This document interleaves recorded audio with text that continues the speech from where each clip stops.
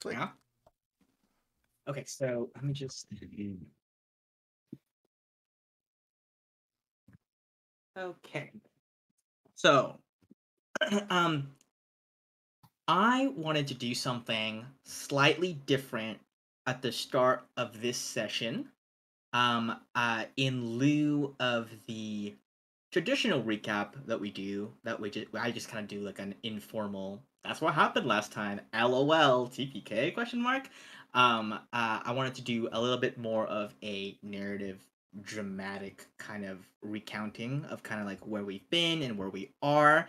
So, I'm going to ask you to indulge me for a little while, as I feel that last session was a break point not only in the narrative but in a lot of people's like character arcs.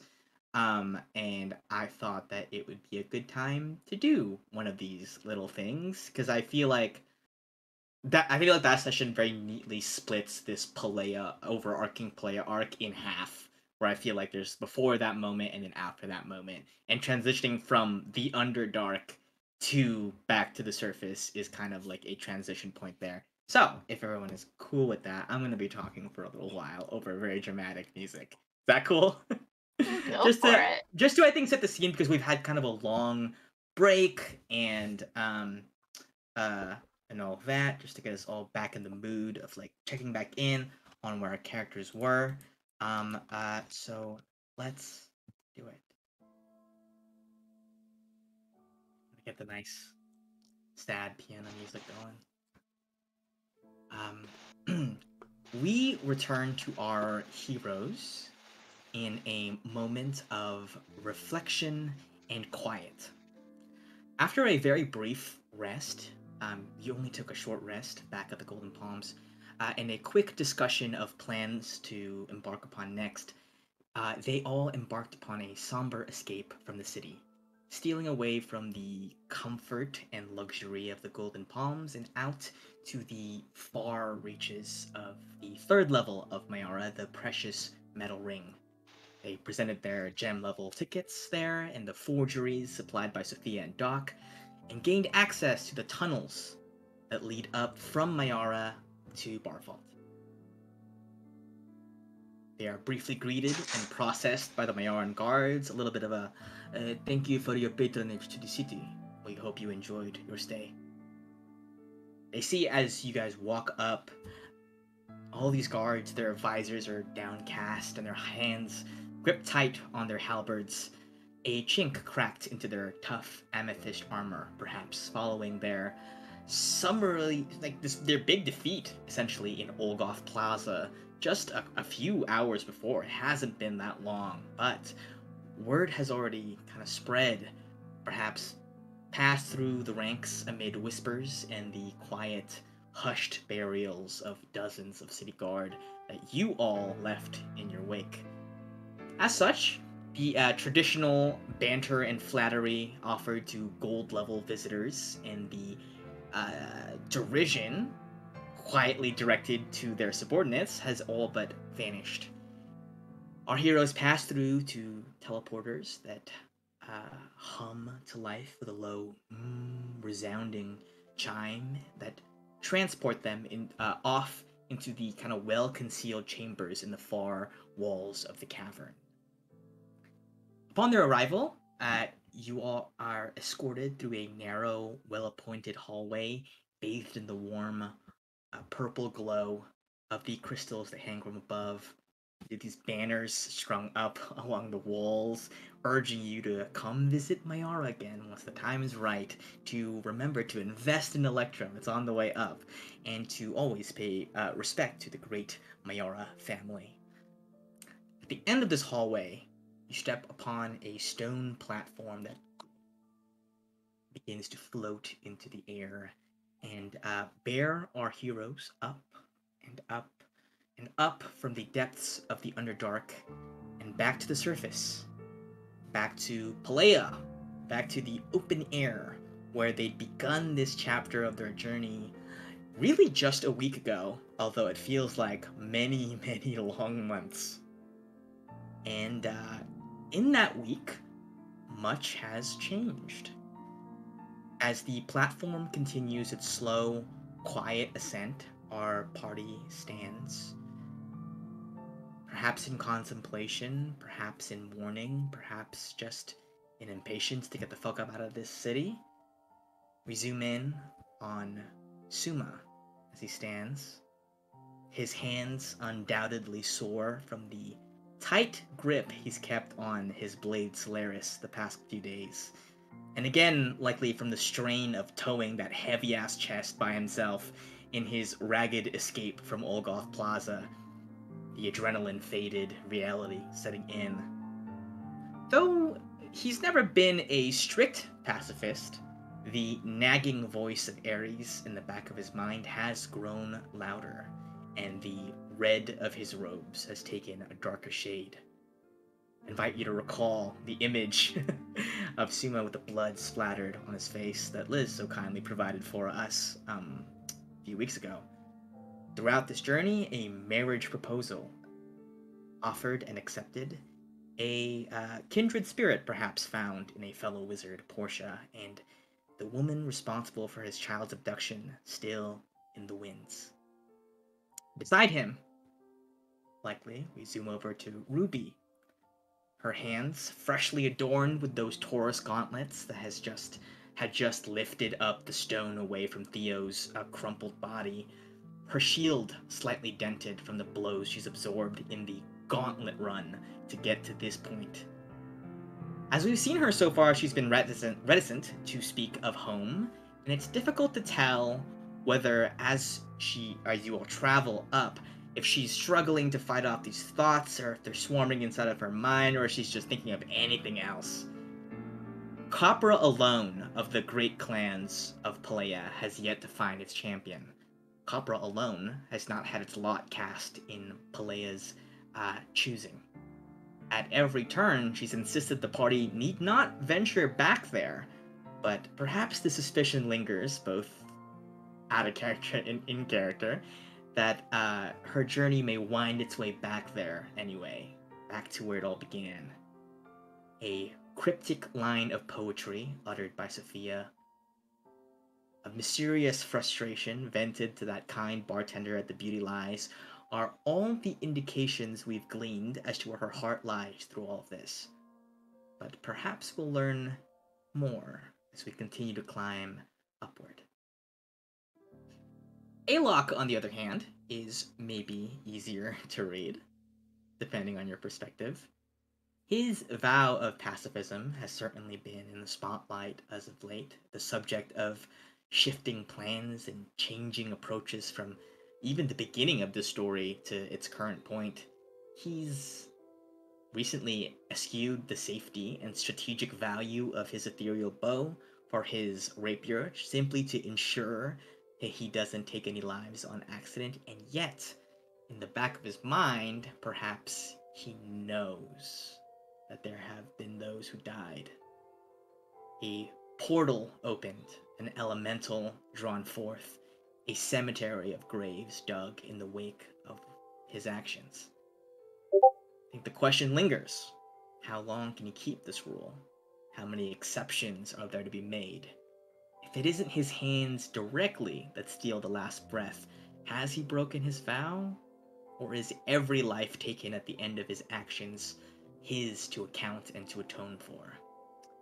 Perhaps his heart quickens considering these considerations.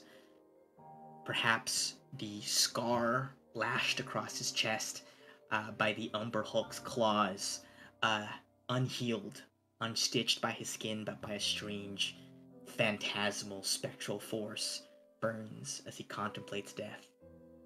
He is no stranger to it, after all, despite his drive to keep others unacquainted. And in speaking of death, we end our round with Captain Gallet Abate. He stands, his clothes still likely torn from the battle before, the ache and the pain from his fall and subsequent visit with death still present in his body. Unlike Alok, this was our captain's first glimpse of the other side, And though it was brief, very momentary, though the taunting voice of Aramis quickly informed him that help was on his way, the loss of one's life is never a thing to be taken lightly. Calypso has taunted and prodded him, declared that his place was to lead his crew on the front lines, but what use would he be to the ones he loves most if her methods leave him dead? The ring twists and tightens and burns on his blackened finger, but Calypso has yet to give either admonishment or praise for his deeds just a few hours ago. The weight of the chest, containing whoever it may contain, the thing that so many people have already killed and died for, sits heavy in the recesses of the ring's private chambers. Heavy is the head that wears the crown, and perhaps heavier here is the one that once wore the captain's hat, as perhaps he contemplates how best to lead his crew as the storm looms on the horizon and the fury of the sea grows ever more. As the gravity of the situation sinks in this moment of reflection, as our heroes begin to breach the surface, I would like to turn our gaze to those they left behind.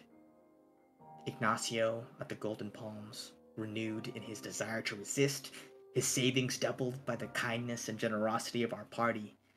Kylie, a young child befriended and saved in the stages of pre-adoption, having played a small but not insignificant part in the Battle of Olgoth Plaza, watched the Umber Hulk, one of the beasts that killed her parents, fall, struck by a bolt of Ruby's divine lightning. A vengeance had, and a promise kept. Radash and his rebels, emboldened anew, Theo, that bookish merchant, spared and set on a new course, the people of Mayara, a sleeping giant, burdened by their chains, perhaps beginning to stir from their slumber once more. Sophia and Doc, licking their wounds, preparing their own ascent to the surface, as Lolth engraves another name in Sophia's list, that of Estelle of the Ring, who laid you all low at the end of that battle, or near the end of the Battle of Olgoth Plaza. Of course, Larissa is probably still doing her thing. She's really not changed much. She's just kind of doing the same thing she's been doing. And finally, as the dawn breaks at last in Mayara, the city our party can no longer see as the platform travels higher and higher, the light shines on a set of empty robes draped on a rocking chair in slow, perpetual motion, as the Garden of Celestia grows in a city steeped in darkness, a testament to the perseverance of life. A pair of wrinkled hands that had helped turn the tide at Olgoth Plaza now turns the page once more, as the glint of Ravon, or perhaps Novir's faraway eye continues to read the story of the hashtag FateFighterZ. This is where it gets good. The platform stops. You are all greeted by a pair of dwarven guards, clad in deep black armor, heavy broadswords strapped to their backs.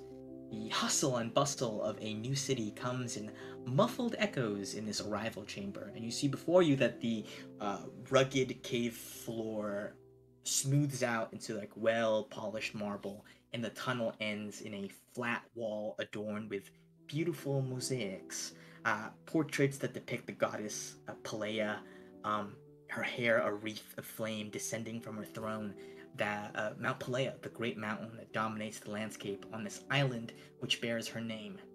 The dwarven guards nod to you, and striding down the marble road from the building across is a dwarven woman with fine silken clothes, her hair up in this tight little ponytail. She has a clipboard.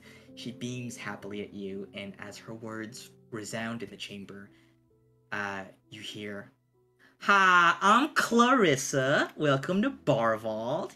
It is so lovely to have you as our guest. Now, are you here for business or pleasure?" We're looking for some pleasure. Some pleasure?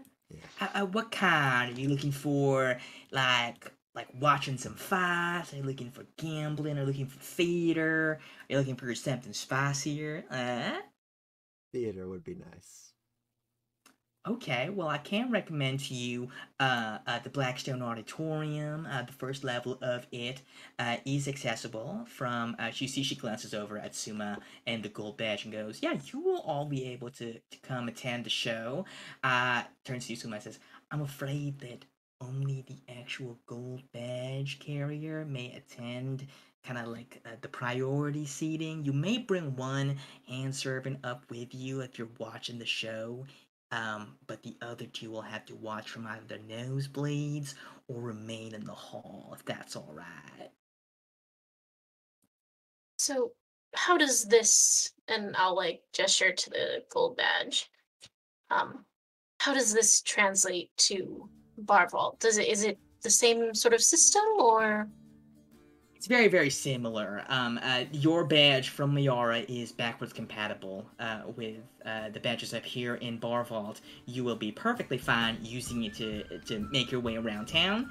I will say that coming from the Underdark, I see, of course, you all are not natives personally, but we do request that you keep the secret as hush hush as you can. Understood.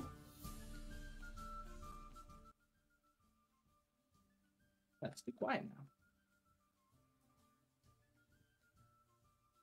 That No, makes I don't. sense. Yes, that makes sense. I wonder if you can tell us a bit about lodgings. I'm not sure how long we're staying. Like, can you point us in a direction? Yes, well, all right. So, coming up from obviously you're coming up through the tunnels. You won't be able to be taken in directly to where your appropriate level, your tier level would be. Typically, the tunnels up from Mayara lead outside of the city because otherwise people will be very confused as to why, you know, very fancy noblemen are coming out of like a random building in the very lower levels. So you will enter out right before the gate, but your travel to the head of the line will be fast tracked due to your already possessing a badge. So your wait will be extremely minimized. Following that, you will be able to take an elevator up to your associated floor where you will be given accommodating lodgings there. And now your default lodgings won't be the best that they can be. You are eligible to pay a fee to rent a better space for yourself, but I assure you the default lodgings for gold level members are extremely exquisite. Beautiful, thank you. Um, do any of you have other questions? Yeah, I am here to answer them. Are we allowed to speak? I wasn't. I don't know. I mean, humble backgrounds, and I don't know what your class is. So Well, you are may able I to address speak. you? Yeah, sure, if that's okay. She points to Suma. You seem to be okay with it, so yeah, go for it. Oh, yes. Any of them, anytime. Yes, what was your question, Sugar?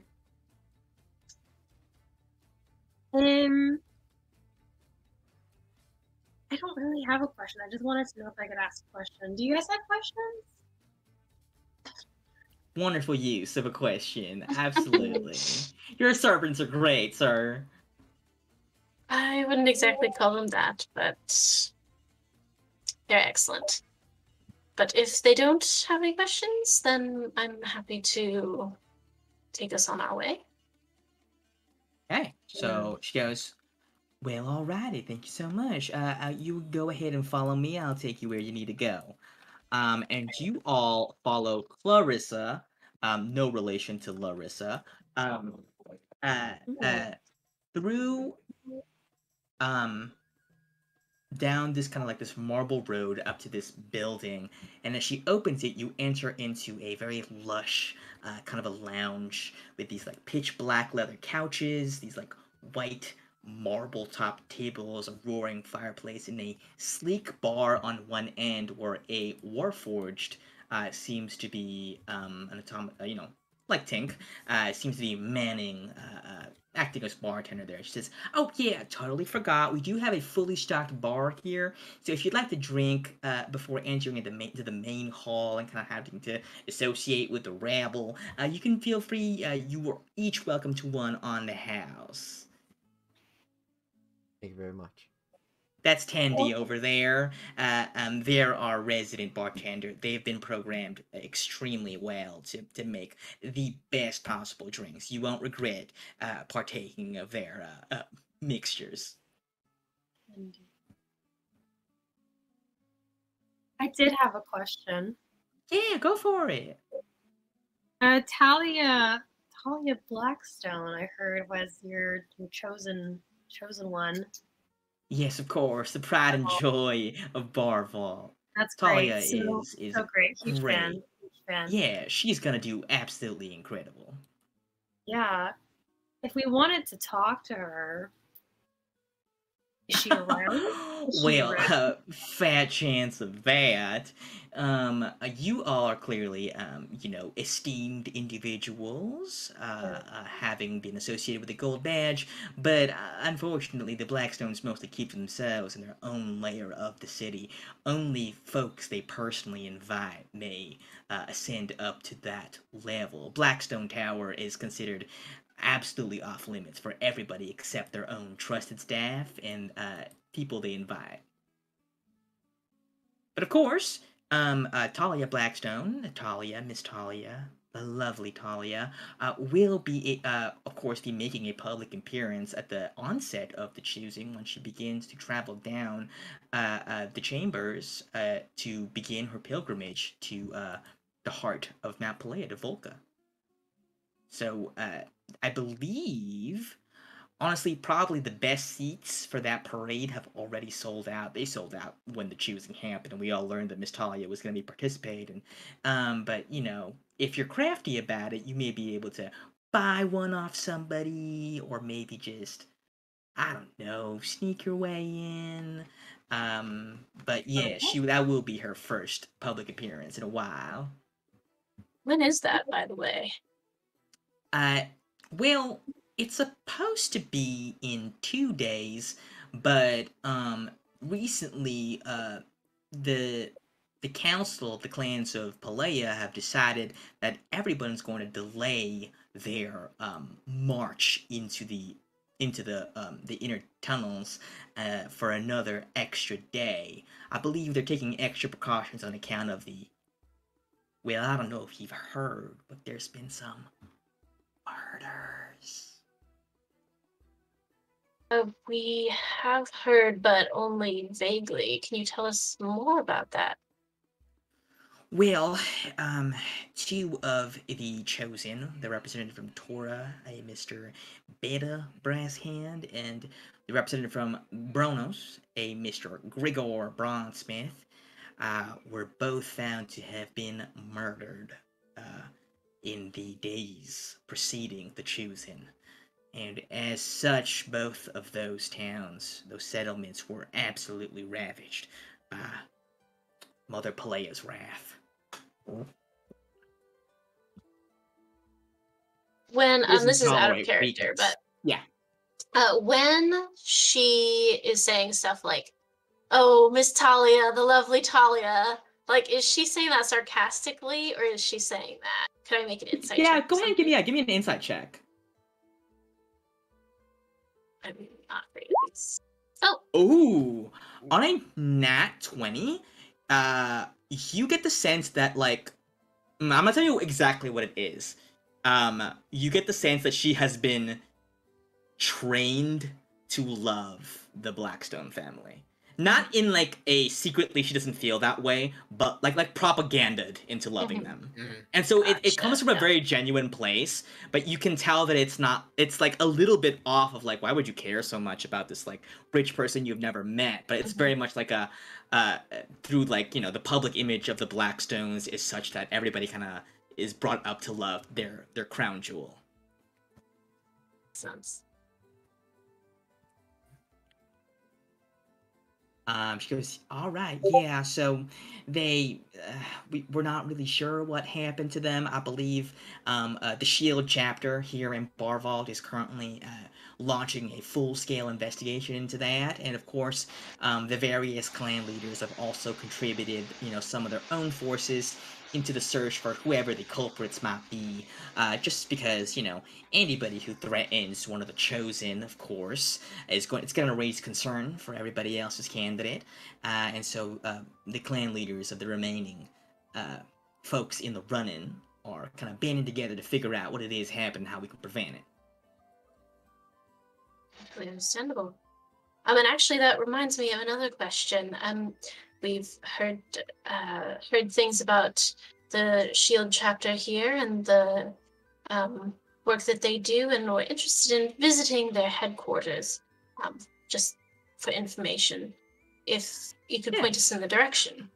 Yeah, of course. So that will be actually located on the very base level, the stone level here, in Barval, because we believe, the city believes that everybody should have the right to be able to requisition some aid if they so need, and the SHIELD chapter here is incredibly efficient at carrying out their jobs. They have a pretty good track record, of accomplished, killing whatever weird monsters might be flying about, or big rats in somebody's basement or whatever. But I think that's usually saved for the more green recruits. But yeah, so and she gives you like a complimentary like map of the area so you can get to where you need to go. Obviously, big residential districts are just blocked off as residential districts, but certain places of note are marked there. You see that. So when she lays out this map, you see that there is a different page for each layer, and another, like, the front page of it is the city of Barbolt in full. So you see it's a city, just like a flat city, arranged, in this circular cavern that's been carved into this mountain. And floating above it is a layer, like another, like a circular disc upon which a smaller city rests. And then above that, yet another smaller city with a large tower at the heart of it. In the very center of the city, functioning as kind of like right beneath where each of the discs line up, like crossing to the center, is the Ivory Vault. So that's marked out to you as drawn upon in the on the map. So basically, city, Ivory Vault, right in the middle, and then kind of like a floating disc above it, and then another disc and a tower coming out from the top. Sound good? Is that all you needed? Anything else?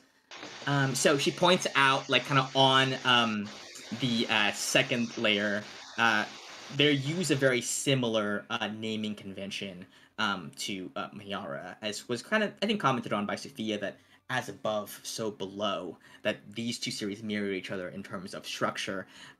So the second layer is also called the precious metal layer. The third level is the gem level, and but instead of having a separate place for where the Blackstones live, they just live in a tower that rests on the highest level. And you see she goes, well, yeah, you'll be able to find your accommodations right here. There are several elevator stations around where the perimeter of the second ring is, that will be able to bear you up to that level. Although, if you want to slum it a little bit with the stone level folk, you're welcome to do that. Feel free to. When you enter out, you will see that there is a massive influx of people coming in right now. People are a bit scared. They believe that Barval, of course, has the best chance of succeeding in this whole contest. So don't you pay them any mind. The walkway you enter out onto will lead you to a platform that will descend directly into customs, and we'll be able to get you signed up and everything confirmed once you're there. Thank you very much. Well, all right. She goes, well, Tandy's right over there if you want any drinks. Otherwise, I can. She opens out. She puts her hand on the door. Otherwise, I can show you out. Timo looks at Ruby and Gallet to see if you guys like drinks. Wait, to clarify, is this guy's name 10D, like 10 dice, or what?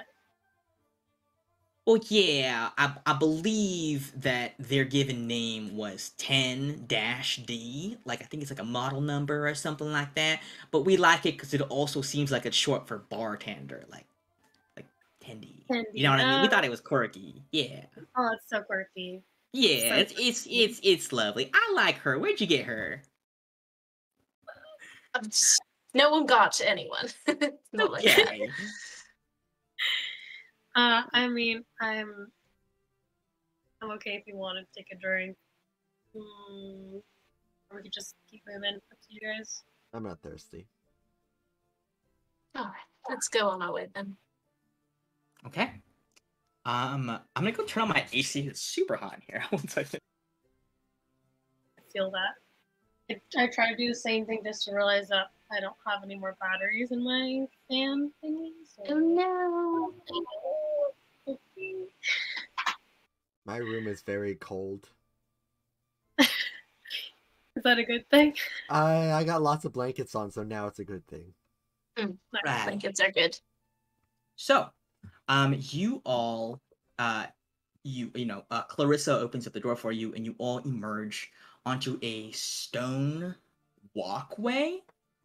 So you exit out, and where you stand, it seems to be a series of like interconnected walkways that run along like the walls of this large tunnel, about like 30 feet up. So there's like tunnel, and there's these walkways like halfway up the wall, like this on both sides.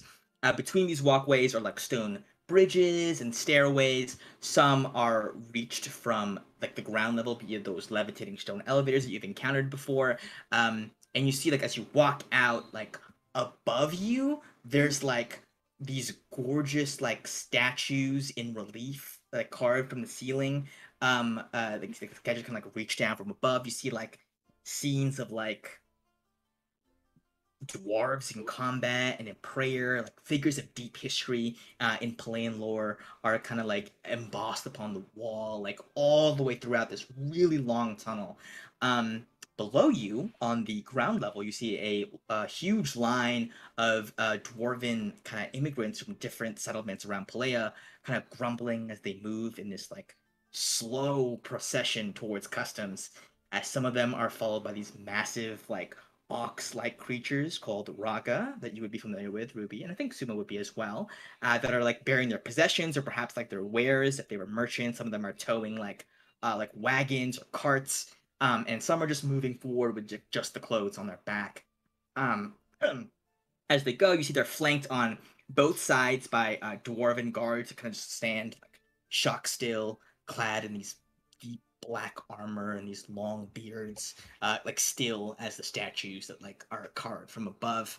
At the end of the tunnel, and you see you don't emerge too far from it. You see the tunnel goes back a long ways. You can see the light of the real sun like off in the distance, and the line goes just as far. But at the end of the tunnel, you see a giant gate. It is divided visually into like two halves by like a patterning of panels on its face, depicting scenes of what seems to be a choosing. As you see, like all of the dwarves are seemingly like holding like symbols of their clans, such as like a golden scepter for the Goldborn, or a steel sword for the Steelborn. The representative from Blackstone family notably has a crown. Etc., etc. The representative from Copra is present in this one, holding a hammer. But there's no like seam running down the middle, so it's like a gate, but it doesn't seem to be able to open per se. But in front of the gate, you see in a very official-looking building, where this long queue of people kind of shuffles in a couple at a time, and then you see on the other side they're coming out towards this gate, where there is a kind of like a little platform in there that seems to be a soft teleportation panel, just gets you onto the other side without having to open this door. As you travel down like these walkways, you see that they kind of like dovetail in the middle into a central thing that descends into that customs building directly. So you're skipping the entire line by being here. If you guys would like to do anything at this juncture, can. But Clarissa kind of leaves you to your own devices, assuming you're just gonna make your way into the city. I just start heading forward. Okay. You all walk forward in relative silence. Perhaps still a somber mood, a pallor cast upon the scene. You move forward, eventually get to this platform. You see a dwarf looks at you, pulls a lever. This thing descends down into like a circular hole in the roof of this building, descends down, and you see like that there is a cordoned off, this thing cordoned off with like ropes. Stanchions! Is that what it's called? Like at the movies? Stanchions? Wait, I have to look that up. That's. I've heard that term Yes. before. Oh, I've never heard of that term before. Wait, I'm gonna put it in here. Stanchion. That's what they're called. The metal poles with the ropes between them. The thing like at that the movies. Shrek walks through in his movie. There you go. Yeah. Thank you for the definition. Those things. It's like cordoned off to this landing area. You see that the line coming in actually bisects to give room to this descending like platform area. And as you descend, you see that people kind of start giving you dirty looks, like look over to you like these rich ass people like coming in, cut the line. And in fact, the moment you descend, you are called over immediately to the first available teller. And you see a young dwarf sits on this really high chair with like kind of a ledger set out in this like glowing like quill, and you see they go, well, howdy, welcome to Bar Vault, the crown jewel of Palea. What brings you into the city, business or pleasure? Pleasure this time. Pleasure. Sounds like we're going to the That's theater. Lovely. Going to the theater. Oh, that's Blackstone Auditorium? Or sorry, That's right. Blackstone Amphitheater? That is so lovely. I hear that they're putting on a really, really good show right now. It's a musical. I don't know if you're in a musical there. Not everybody is, right? But it's called the Spectre of the Auditorium, and it's just a classic. It's just the music is truly on another level. I think you all will enjoy it. And you see, if I could just see your badge really quickly. Here you go. You see, he takes out the pen and kind of like does that thing that they do at grocery stores to check if your like $100 bill is real. Go, Counterfeit marker. All right. Well, looks like everything checks out. You see, he takes your badge, kind of sets it down for a second onto like a part of the table, and once he does that, like runes light up around it, and like words begin to etch themselves onto the little booklet he has. It goes, "All right, Mr. Sumalai. Ooh, emissary from somewhere I can't talk about. Very fancy. Right. Well, and Very these hush-hush, are, apparently. I see 1, 2, 3. Yeah, you do have the fee paid for your hand servants here. Well, everything seems to Yes, be in thank you. order. You can go ahead and make your way onwards. Thank you so much for choosing to spend your time in the greatest city in Ela. I hope you enjoy your stay. I smize at him and walk away. Cool. You are all walk forwards, and as you approach this large gate, you see that these figures from the choosing,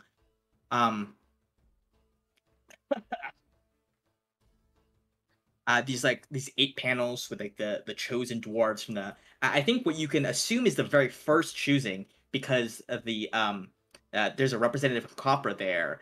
You see that they all, their eyes seem to like follow you as you walk towards, and you see that these figures from that time gaze down upon you, the mark of Palea etched burned onto their foreheads.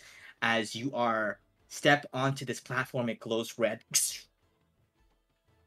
You are spirited onto the other side of the gate. You reappear, and you look up at the city of Barvault. you see the layered rings, the city floating above the city, and you see that there is essentially Barvel is a city that is in the interior of a mountain that has been carved out to put a city in. I had this whole thing written up about how to describe it because I thought you'd be coming in from the outside, but we're not doing that. So I'm gonna freestyle here. You see that there is at the very top natural sunlight coming in from above as the very top of the mountain has been leveled off and carved into such that the sun can shine all the way down. Of course, hitting that top city, the Blackstone layer, the gem level, first, and then down onto uh, the precious metal layer, and then finally down to the stone layer. So it's only 3 levels here, which is quite not as much to think about. But you see, you can see from the distance the stone platforms levitating up, transporting people in between the different zones, and you see that at the very bottom of each kind of disc, there is like a layer of what looks to be like glass or crystal that conducts the light from above down to the layer below, so that if you're directly underneath a different layer, you're not like living in darkness constantly, if that makes sense. So with these light diffusers, the entire cavern is like nice and well lit by the sun. There is no ashfall on this particular day, so you are able to see with great visibility, and you don't need your masks to breathe. Cool. So you've entered out into the city. Where would you like to head first? All right. Well, considering that we're sort of probably being tracked, we should go to the Stone District and get some new clothing. Or at least, I should. Do you think we're being tracked? Very powerful people were chasing something that we now have. One of the people is still alive, and that's the most dangerous one. I think we should keep it very If they're that low. powerful, do you think different clothing will do enough? I imagine they have other ways of tracking. Well, you There'd all be a have lot. gaping holes in your shirts from Yeah. where that Umber Hole got At you. the So very least, we can make it harder. Not to know you have mending. I don't know if you do. I certainly don't. That would be too useful. I got it. Don't worry. Ah, good. That's a new one. So you venture out forth into stone. Yeah, go ahead. Were you gonna say something? Sorry. Who are you talking to? Ooh. Oh, Viv. I think she froze though. Okay, I like something. Cool. So are you trying to look like fancy, or are you trying to look like the common folk? We What's should kind of look the more vibe? like the common folk. We should blend in a lot more. Inconspicuous. Yeah. Have stuff Okay. to hide the little track things. Also, on the way, I would ask, Suma, would you happen to know if the little things on our arms are able to be tracked at all?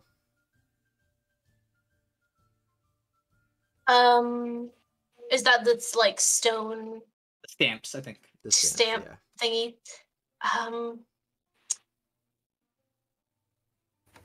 Probably so, but people who have the magic to track that most likely also have the capability to track us, our persons, especially Estelle. So I don't think getting rid of them would be much of a difference at this point. Yeah, hopefully the dead water does its job.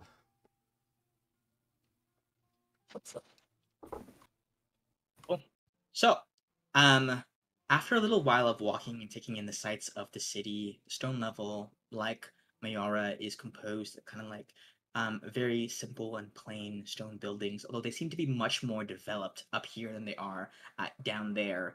There is a little bit more of flair to the architectural design, like more like kind of balconies and like trellises built into the masonry of each of the buildings. You eventually come upon a store called Stefan's Stitches, a small tailor shop in which you can buy. You see Stefan looks up at you from the desk. You all walk in and goes, Howdy. How's it going? Welcome to Savon Stitches. Very, very honored to have people of your level and disposition grace my humble store. How you doing? What can I get you?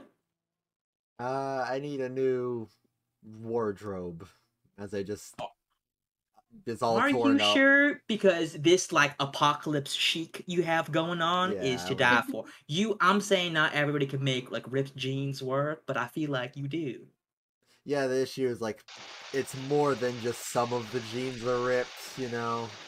I sort of All like right. I sort of like my jeans to not match what's happening on my stomach, you know. Okay, so are we looking for like a full wardrobe refresh for Yeah, everybody? yeah. Well, I will. Would you? Okay. Well, I have a wide array of kind of clothes to choose from. Are you looking for kind of like the our highest, most expensive wares? Are you going for more like streetwear? Streetwear. All right, great.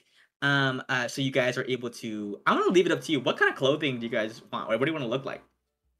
Like Hmm. I will say whatever you can think of that like a normal common folk will wear would be here. So feel free to like headcanon whatever it is that you want to buy. I will say that for all four of you getting full outfits here, it's not like the most expensive place in the world. So like dressing all of you guys would be like too cold. I can pay for that since it's been my idea. Phew, let's see. Question: has Alok ever changed his wardrobe to be something drab and something else?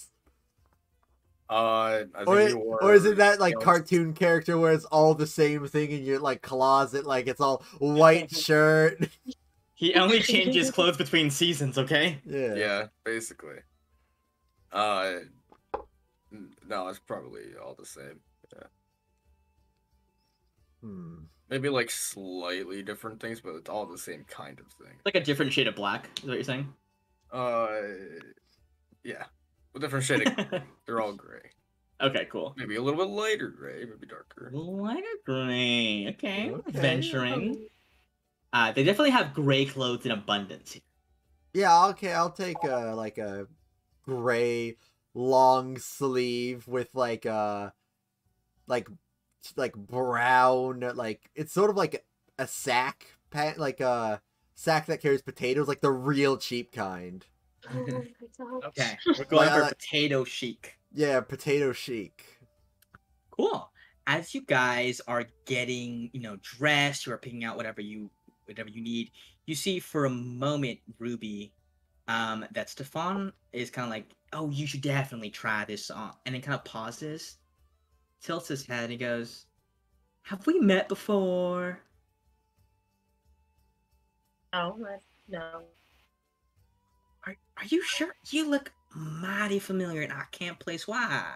I feel like I've seen your face I before. never shop. You I never never shop. shop? You're new to the No, city? Yeah, I have a seamstress named Miko that makes my Oh, clothing. okay. Well, oh, yeah. Well, sorry. I mean, you know how it is sometimes. Like, faces can be difficult for some people. I could have sworn I'd seen your face before. Forget about it. And you guys What? Is eventually. there something about me in particular that through gave you that impression, or I swear I just feel like I've seen your face before, and the shade of your hair is very distinctive. I'm gonna grab some hair dye and maybe some glasses, and then Well, we don't have any hair dye here in this tailor shop, but um, Is it Target? no, it's not really like a one-stop shop. It's Stefan's Stitches, not Stefan's miscellaneous items. Maybe you have clothes dye, and you can give that Yeah, a shot. not super healthy to put in your hair, but It's fine. I will take clothes dye. you will dye your hair with clothes dye. Okay. I don't need the I- fancy stuff. I'm not trying You to get something marked up just for the pampered individuals. You know, I carry the real good kind in my disguise kit, but you might want your own. I understand. I mean, if you don't mind, I just don't know if you have the color. that I Oh, well, want. I have colors we haven't used yet, so which one did you want? I don't know. I have green. Maybe. You want some green Mm, hair? no. Ooh, Do something a little less in your face, like something less maybe like conspicuous. maybe like black We use or black. brown We use or brown. Yeah, I think we would use brown. yellow. Well, I I'm gonna may go have see used yellow, what but it color. was on a wig.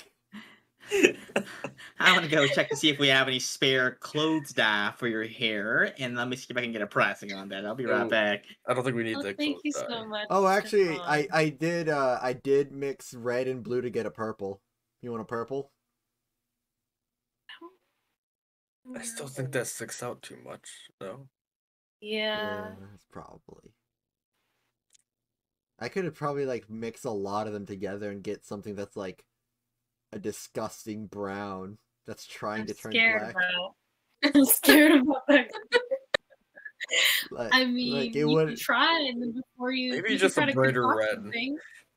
Ooh, a brighter red. Yeah, like some kind of neon type No, red. You know, we could get some glistener or something, you know? Make it shine. no, Maybe we go back to the green no. idea. I don't know. None of these are But working. Yeah. I'll look for some glasses while you You know, do I that, haven't and used then white, and like that mixed with you, Alok, I think that would, be Wait, what? shocking. I haven't used oh white yet. yeah, I like that. What if you did like a light blue or Like I light said, I brown? already mixed the blue with the red. Oh, like it's just gone. Well, yeah, no, it's purple now. They didn't I offer didn't know I purple. didn't know you used all of the coloring. Well, like I didn't know what I was doing really at the time. about like a rainbow kit, I That is guess. fair. And I it's mean, like already purple's mixed a really with nice color. color, so I just wanted more of it. Now I realize that's not the best, but like, You've grown so much since then. yeah. Anyways, But white hair, right? So I'm not sure if this is actually like healthy for your hair or anything, and if you're gonna be applying it to your beard, you may not want this like near and around your mouth. But I will sell you any, an amount of this dye suitable for dyeing hair, for a single gold piece. It's not really a thing that we usually do, but we do have it in abundance. Seems a bit steep. Well, I'm also, kind of hedging my bets in case any legal fees have to be applied from you accidentally poisoning yourself with using clothes dye on your person. How about this? How about I sign something saying I promise not to sue you, and you give me a little bit of a discount? All right, I give it to you for 7 silver pieces if you sign this document right here saying that I have no legal culpability in whatever might happen to you, your skin, or your hair following the application of these chemicals. Ruby, before you sign a waiver, do you need to buy the clothes dye? I think Ella has the coloring that you need. An Okay. actual hair dye. I think Okay, Ruby wants to test luck. I Well, I how suppose. about I'll just buy this as a backup, and then if the color doesn't work out, I'll have this. And Okay. then if we need to Perfect. dye our clothes, bada bing. Right? Okay, I'll well, take Can I'll take the I, clothes dye and then some glasses or some I don't know monocles or whatever. Ooh, glasses. Yeah, that would be good. yeah, we don't really. Actually, let me look in the back. You see, he digs around in the back of it and he goes, "Okay, so I used to have an assistant, and they used to wear these glasses. The lenses are fake, so they're not actually prescription or anything like that. You can wear them if you so choose. But these are made of a pretty nice, flexible material. So, I mean, they're very high quality. Very high fashion. On.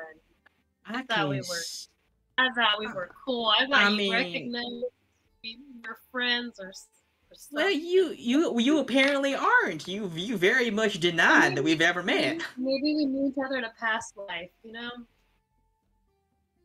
She's very Yes, spiritual. it's 3 gold for these glasses if you really want them that bad. Damn.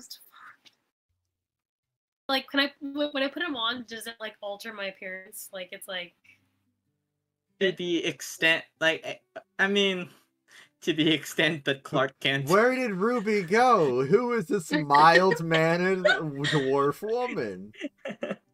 changes your aesthetic, yeah, for sure. I mean, you look like you with glasses. To the extent that most people look different when they put their glasses on, which is kind of different, but not that much different. So, question: Have you gotten new clothes, or are you now Ruby in full plate armor with glasses? But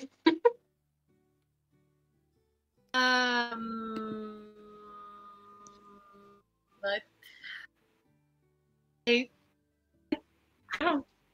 I'm not good with fashion, guys. Okay, does this look good? Should I buy it or not? I don't know. Is it?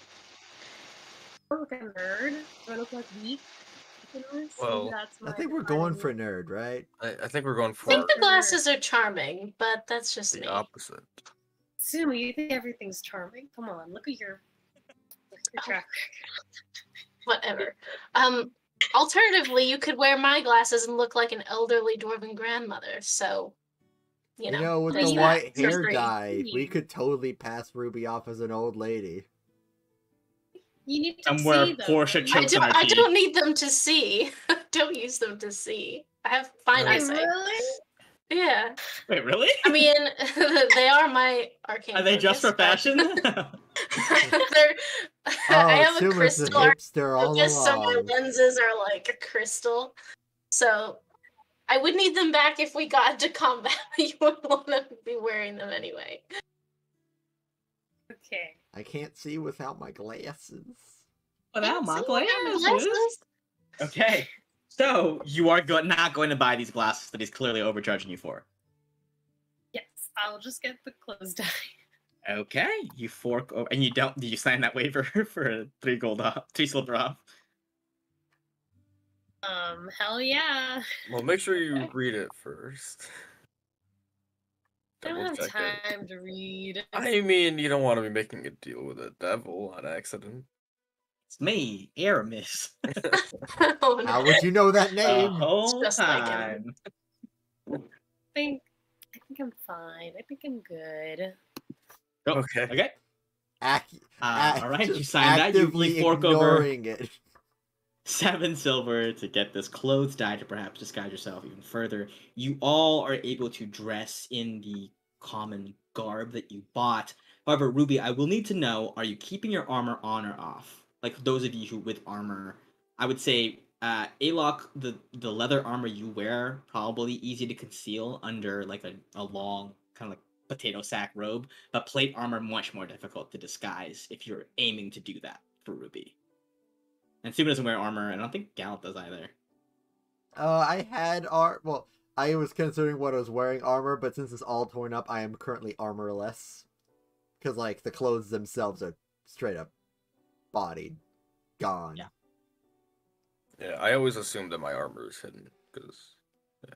Yeah, I think that plate armor will be very difficult to hide, though. So are you going to doff them and go without, or are you just gonna be you but with plate armor on and glasses? I think she's desperate enough to hide. She would like. I'll take them off for now. Cool. I will assume that the plate armor goes in the bag of holding. Yeah, just not clunking around still. And Ruby, for the first time in a while, you have no disadvantage to stealth. Ooh, let's go sneaking. Go sneaking. Okay, you guys make it time, out. next time. Wait, before we leave, Yeah. I just want to give Stefan 5 gold when we're about to leave. Thank you for your patronage, and we weren't here. Have a good day. Of course you weren't. Of course you weren't. May I ask if there's anywhere you want to go? Insight check. Go for it. I am very not trusting at this moment. Yeah, is he offering to give us a tour? On a 15, this is a tit for tat. This is you're giving me 5 gold. I can maybe give you information if it's within my power. Okay. Just like to lay low. He's assuming it's a bribe to get more information. So he's using the kind of like veiled language to get to that. Just a place to lay low. Well, can't go wrong with the Fool's Errand at the tavern here in the Stone District. A lot of people who don't want to be hassled tend to congregate there. All right. Thank you very much. Anytime, sir. And I pick up And all seriously, yeah. I'm not sure if that's safe, Miss. I don't think I got your name, but be careful with the clothes dye. Um, and Don't you are worry able about to. it. Don't worry about it. Jeez, files away the waiver in his like folder of legal documents. And you guys head off. You guys are here. You're outside on the street now. What's your next move? What do you guys do? I hand out all the gloves that I don't know if anyone put on. Come on, hide it. Come on. Low on. Also, I think for the clothing that he like would have got, he would have just gotten a simple white undershirt with a black vest Okay, white undershirt, black to make the vest. gray. Kind of a Han Solo look. Kind of. Oh, Nice. actually, yeah, you're right. Shit. Darn it, I look cool now. I need to change something up. Damn. He's like, wait a minute, that's too badass. Well, Let it's me- like the kind of vest. Well, no, yeah. it's actually perfect because they're not looking for that from you. So, like, we're in Oh, the But sure. they're looking for a gray like to be wearing gray, but he's wearing black and white. Yeah, with a gray cloak. I can change the color of it. Oh, that's true. I'm not gonna though. Yeah, I true. forgot about that. Yeah, you can change the color of it. I forgot I added that. Very cool. So you guys are fully your. Let me ask. Gold badge. It doesn't need to be displayed on the stone level because you won't be hassled for your rank here unless you're trying to use it to get certain favors. Is that out? And secondly, shield badges, are those out? Not for me. Got everything away, including the gold badge for now. Okay, so you're completely cosplaying as just regular folk here. Great. So you guys fully dress yourself up in the drab grays and browns and whites and blacks, the very neutral colors befitting the Stone District. Very distant from the gaudy fashions that you assume would pass for chic up in the higher levels. What is your next move now that you have kind of dressed up? I will say that you guys are all pretty tired. I believe you only took a short rest last night, so you've gone without a long rest. So I would say that you guys do all have one level of exhaustion. How about we turn in for the night? Hmm? It's also morning because Turn in for the day. Yes. We can start at night, where we Sounds work in good. shadows. Alright. Should we get one room or two? I don't think any of us should be sleeping alone, at least. What does the gold room, or the default room, look like? Maybe it comes with multiple bedrooms. We should probably go to the Fool's Errand instead of the gold room. It would definitely keep a lower profile to stay down here. At least for tonight. Yeah. Okay. Today. The biggest Daytime. thing is just lay low until we open the haha. I think we should all stay together, probably. Okay. you guys keep a low profile. I will say relatively no stealth check necessary. You know, no one's out looking for you specifically down here. You're all dressed pretty convincingly. And have hidden also- anything. Yeah. I just want to say, I use my ability of city secrets to use secret Ooh. patterns and flow to cities and can, just click it. It's already hard Hell to yeah. read. Nice. I'm a child of the streets. Yeah, you guys all walk along. You kind of follow in Gallet as he falls into this like lockstep, quick pace, navigating these alleyways, these narrow kind of back street passageways to get to where you guys are going. You don't recall him having taken that long of a look at the map, but he seems to have an intuitive understanding of the way that urban areas are laid out, especially the kind of the less affluent areas Yeah. seem to feel at home for him, and he's able to kind of move his way through. You guys eventually make it to the front of the Fool's Errand, which it is early morning, so there isn't any sort of like commotion here right now. There's maybe a couple like day drinkers getting like a quick shot to start off their day, but the doors are open, but it is relatively empty. It's tucked away close to the far wall of towards the mountain basically, instead of towards the center.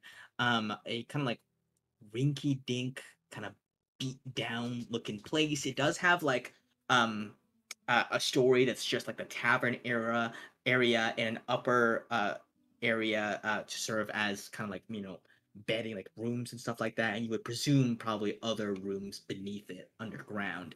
You guys walk in, and immediately you are eyed up and down by the barkeep standing in the corner. Goes, well, hey there, friends. Welcome to the Fool's Errand. How can I help you? Looking for some food in a room. Food in a room. Well, we got that in spares. Kind of coughs a little bit, trudges over. He says, anything in particular looking for? We got meats. We got breads. We got ales. And we got more meats. Yeah, that sounds perfect. Let's have a little bit of all. All right, you and see so, he knocks off. and if you have any Yeah. milk, just like Oh yeah, we got okay. lots of milk. Yeah. You'd be surprised at how often people order milk in the tavern. It makes me uncomfortable, but it's more common than you think. You see, he bangs on the door. Hey, Alphonse, we need 4 meats, 3 ales. Then 3 ales and milk. 2 milk. 2 milks. Yeah. 2 ales and 2 milks. Thanks. You see, he says, not a lot of people come around here. Not a lot of people know about this place. Y'all looking to lay low? Lots of hubbub going around. Just a bit tiring. I got it. There's an influx of new arrivals to the city. Yeah. They've been crowding up the streets. I don't blame them. After what happened in Tora and Bronos, I mean, fear is a powerful motivator. Mm. You see very quickly Alphonse, this very thin-looking dwarf, comes in, like waddling in with like a large tray and like kind of like it's just like mutton, like a leg of mutton, like puts it down on a hot plate, with 2 milks and 2 ales upon one of the tables. There's maybe a couple of other people. They're not all dwarven, maybe a human or an elf here and there, but it's not a very bustling at this time of day. And you see Alphonse, once he lifts up the last plate, there is a set of keys there, and he drops that on the table as well. Nods to you without a word, and you see that the barkeep goes, that's for one of the basement floors. It'll be easier to lay low down there. I tip him a gold. Thank you kindly. You see as you guys eat, the mutton is like surprisingly good. Like it doesn't look like fancy, but it's delicious. It's like the fast food of like tavern food. It's wonderfully like greasy. It can't be healthy for you, but it does taste good. And you guys are able to eat and drink in peace. How does grease go with milk? Poorly, I'd imagine. Poorly. Just like drink it. Good stuff, Alok. Good stuff. Yeah. Amazing. I like how it goes slower down the throat with the grease. Water is always an option as well. It's just milk is... Yeah, I just heard it builds your bones, and I didn't want ale. You probably need that now that you're frontline. Must be a Lucky Lads thing, and then I'll cheers my ale with. Yep. Lay a pal. That's the difference between us folk. As you all eat and converse, the door opens, roughly, as if tossed aside with great force. You see a large, half-orcan woman steps in, like jacked, like super jacked, walks in, kind of like wearing this like leather vest with like the sleeves like kind of like deliberately cut off. Like it used to be a jacket, but she's turned it into a vest, bulging muscles with tattoos all over it. She has a thick line of scars running across her face. She swaggers in.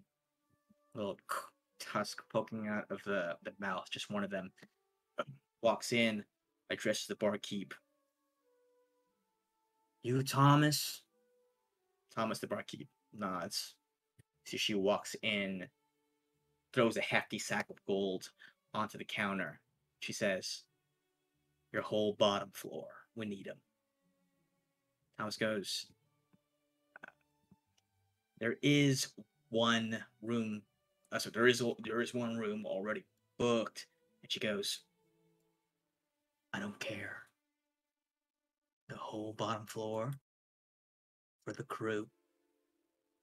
You'll regret it if you don't. I'll just wave to Thomas. It's fine. It's fine. He goes, yeah, right away, right away. Is there, are you in charge here? Are you the one? She goes, not me, but you can put it down for Captain Seabane. And you see he nods, doesn't seem to like fully recognize that. And then you see she leans in and whispers something in his ear, and he immediately goes, right away, right away. And she walks over to you, apologetically, goes, excuse me, folks. I will give you a full refund on your first night stay here, but I need that set of keys back. That's all right. I give him to him, yeah. Thank you kindly. Thank you so much. You see, he gives you back another set of keys. This one leads to one of the rooms upstairs. It's perhaps less private, but the fool's errand is out of the way as it is. You kind of has a reputation for being a place people go to not be found. So you should still be fine upstairs. Yeah. Can I make a history check or something? You absolutely may. Captain Seabane. Seabane.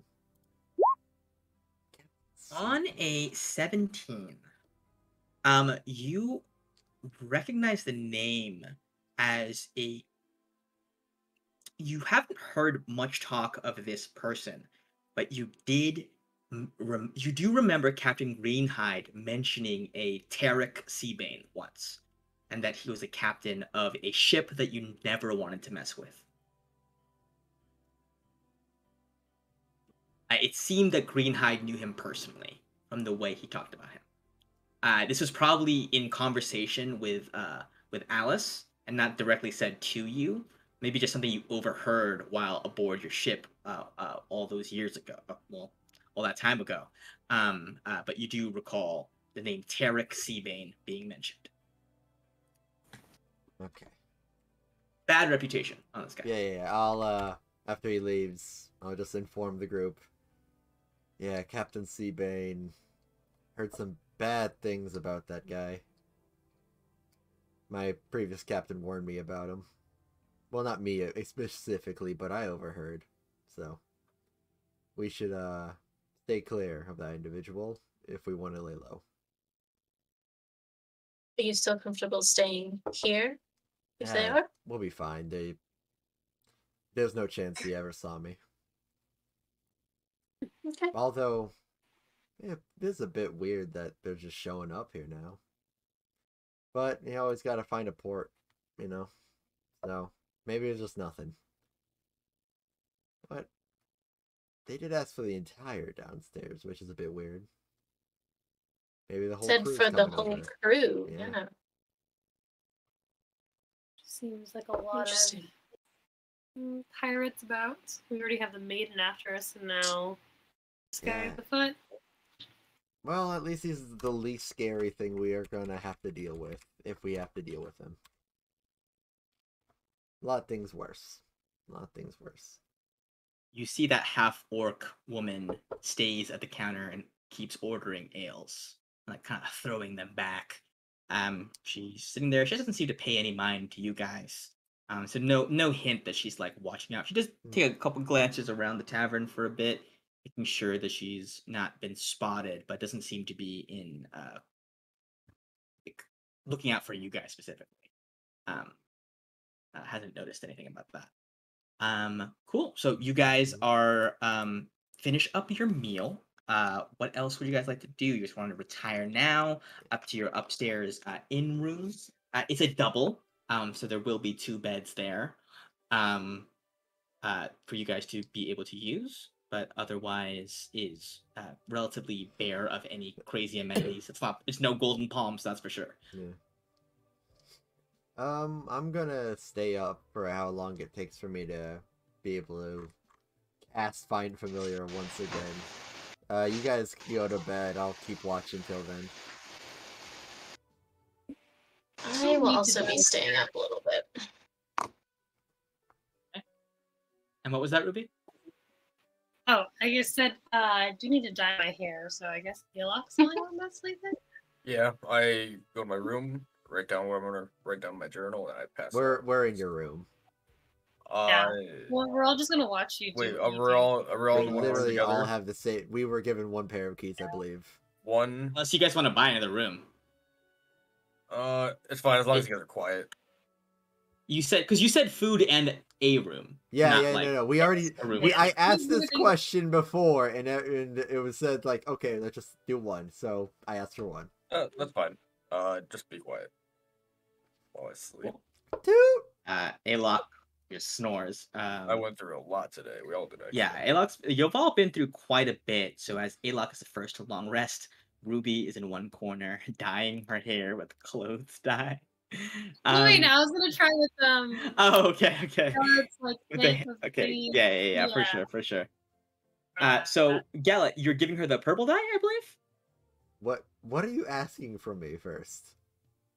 I guess brown is fine, even if it's like a mushy, poopy looking brown. That's fine. Okay, so you want me to use basically everything that's not white and just put it all together to get that like weird. It's like a little bit. You don't have to mix all the colors. It's like a little. So you want a little sample test. Mm. Okay. Fields can wait. Okay. And I just make Give a me little disguise kit check. It's tiny. Like I'm just going for like a braid, you know. Oh, let's give him guidance too. That's Okay, a smart give him idea. guidance. Nice. Ooh, I don't. It's looking real poopy. Oh, no. It's looking pretty poopy. Ruby, it does not look great. It is like a sludgy. I'm just nodding rose off color. the whole time, like. No. Galat is half asleep.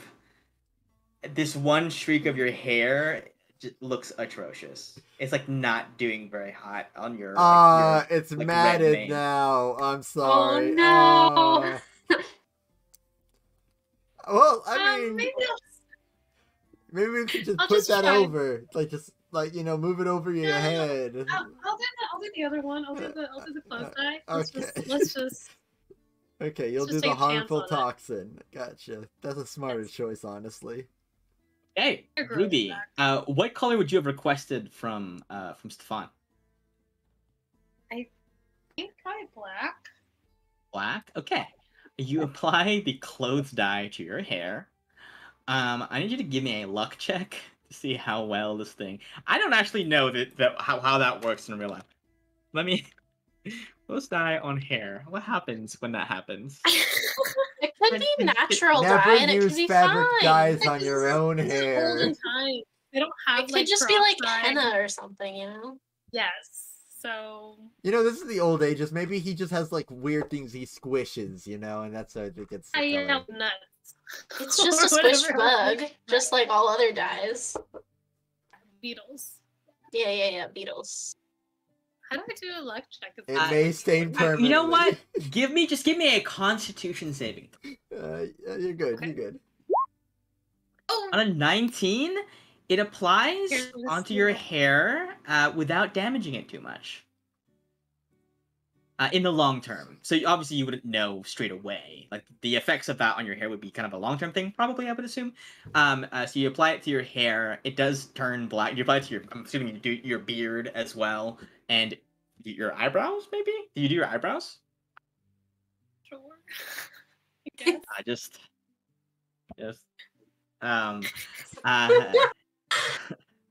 black, your hair turns black, all of it. with minimal. There's gonna be some damage to like the health of your hair for sure, but minimal compared to how bad it could have been, as this was not meant to be used on hair. But yeah, it turns black. So it's like a fabric dye. Clothing dye is, I think, the wrong term. I think fabric dye is the correct term for these substances. And you're right, it would be in these times made from probably like the crushings of like roots or whatever, or like different like herbs or stuff like in the wild. So it's not like as like artificial or like processed as like other things would be, like less harmful, straight up. So it, yeah, it applies nicely. Ruby is a whole new woman. Um, the black hair and everything. You guys recognize me? You perceive me? But do you have the glasses on? Because like that's too much of a big change. Like I don't Where know. does she go? Thank you. Who are you doing? What are you doing in our room, stranger? Not perfect. Where is our loud, abrasive? No, I'm tired. Therapist. Oh, she Um, wants to sleep. Cool. Ruby, after dyeing your hair, you are able to head to rest. I'm assuming you actually have to stay up for a bit to let it dry. I don't know how. Yeah, that so works. I'll I probably. mean, you can well, stain what you're sleeping on too. This is a knowledge actually, I blind kind of spot, your wanted to boy. talk to the orc. I want to talk to the orc lady. You want to go downstairs? Ooh. Cool. We'll resolve that last as we figure out how Suma and Gallet wrap up their final hours of waking. You can Gallet, go do you want to go Yeah, first? yeah, Okay, yeah, Gallet, yeah. you cast Find Familiar, right?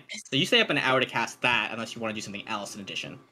No, but he has a lot of difficulty in casting Find Familiar. Like he's shown that he's pretty alright at it, but it seems like he's having an internal conflict. And after how long does a cat like take the cast? Like 10 minutes or an hour? The hour, no? Yeah, an hour. So after about like 45 minutes, he just like he drops it. Okay. Okay, well I'll just do it again. And he cast it again. And this time he's just not gonna go for Fields. He's going for an imp this time.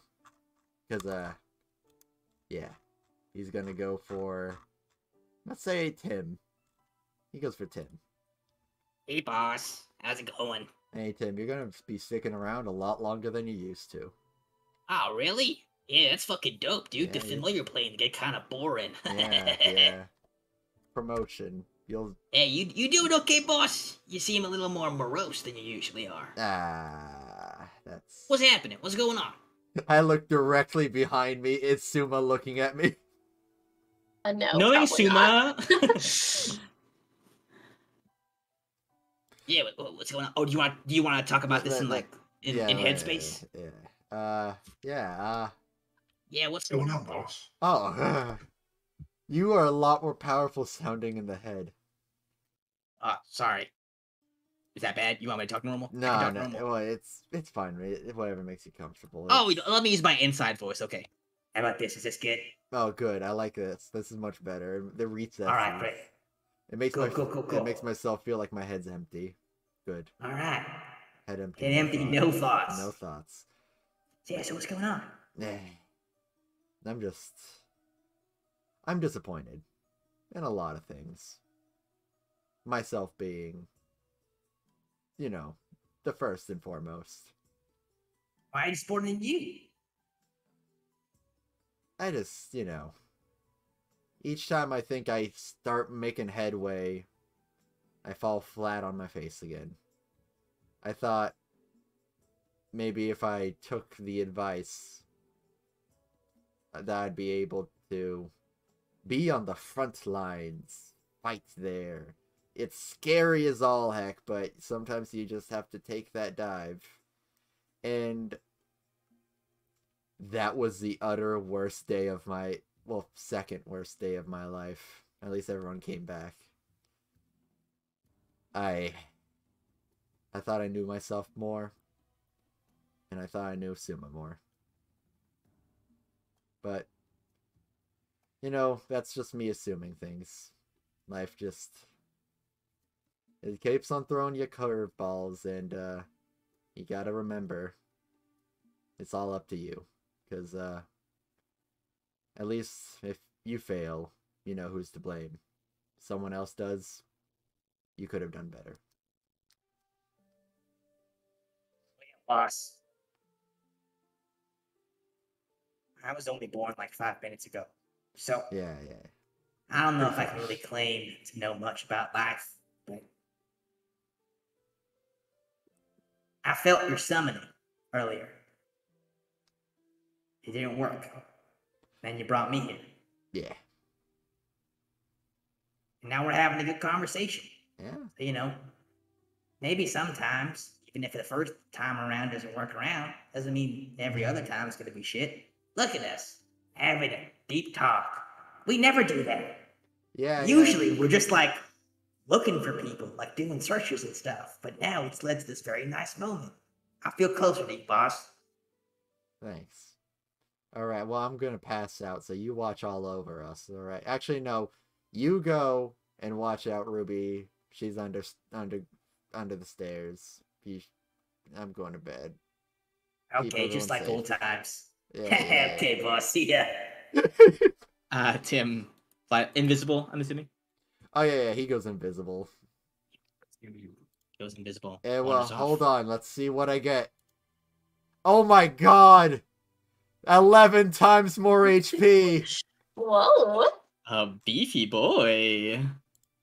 I won't have to worry about losing another familiar so easily. Suma, what are you up to?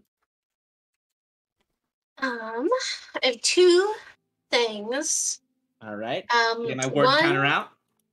one Word goes counter. a little back in time to when the first disguise kit does not go so well, and then Ruby has to dye her hair again. I think, seeing that it has not gone well, I feel like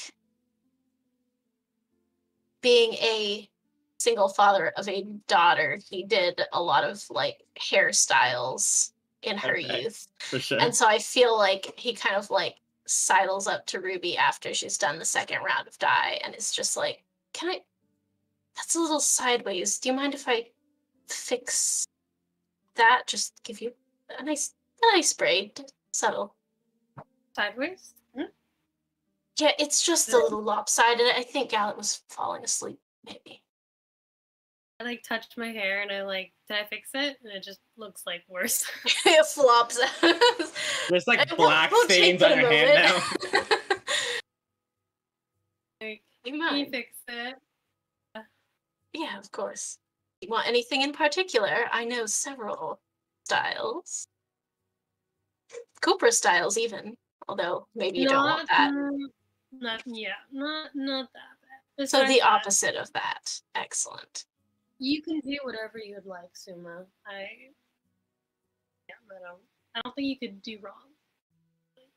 All right. How about this? And I'll put it in two little braided fun buns on the side. Look like cute little ears. It's like mini shields for my head. Exactly. Yeah, you Cool. can't get through one of those. So Nice. Suma, you help out with that as your first thing that you do before sleeping. Just the And, second, as Ruby's hair is perfectly done up, though you also stain your hands black with a dye. oops, just wipe my now black shirt. Yes, you're right. The other one was ascending. I'm predictable. I have a 4th level that I got with my arcane recovery. So I'm gonna send to my mother the following words. Great. He says, I don't know what Gawain told you, but don't trust anything he says. Even if he calls himself a friend, I can assure you he isn't. Is he still there with you? If you hear from him again, get word from me. Or get word to me. Just give me a moment as everybody think about what you want character to do next. Hmm. I'm just gonna wing it. No, he left a while ago. He only discussed certain details from your adventures, none of which I found too odious. Your father just objected because he's your father.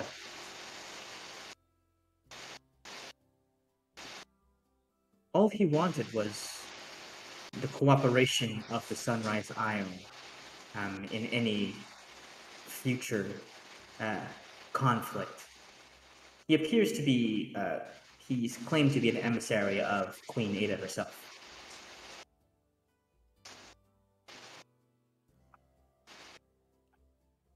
That's it. Okay. Ugh. So the gist of the message you get is that he wasn't like bad mouthing you guys or like talking shit about you guys. He was more just like kind of revealing that he knew about you to your folks, and that he was asking for the aid of the Sunrise Isle in a further in anything that might happen next, kind of the come to Loki's aid, like kind of forging of alliances type of thing. And he left right after, presumably to go to visit other places. Oi. Okay, I will chew on that as I watch over these lucky lads. Okay. Ruby. You go downstairs, hair in a fresh braid. You see that the half-orc is still there, drinking. No one has, as of yet, joined her in the bar. Okay. I think I will sit not next to her, but near her to kind of like see if there's a good way for me to like good way to get in without feeling like I'm lurking. Oh. Yeah, you sit down and you see she says, Thomas, one more. Takes it. Downs another one. Slams it down. Looks over to you. He goes, interesting. And looks away.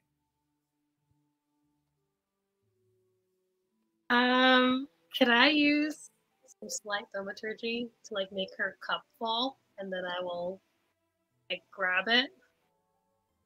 Sure, if you want to do that. Thaumaturgy is fully a spell. Like, she will hear you casting a spell. You're right next to her. You're like not that far away. You're like, at the same counter. It has a verbal component. Okay, right. In that case, I'll be like, you got something to say? What about you? She just says, nah, I just think it's interesting. That's all. You I mean, lots of things are interesting. What exactly interests you tonight? the way you carry yourself. You look like somebody who's used to much heavier garb. That's all. That's very observant. Well, you don't make it long in this world if you don't gain a talent or two. Observation's what of mine. Not a bad thing. It's just interesting. What is your line of work? She goes, I'll work on a ship. It's good money.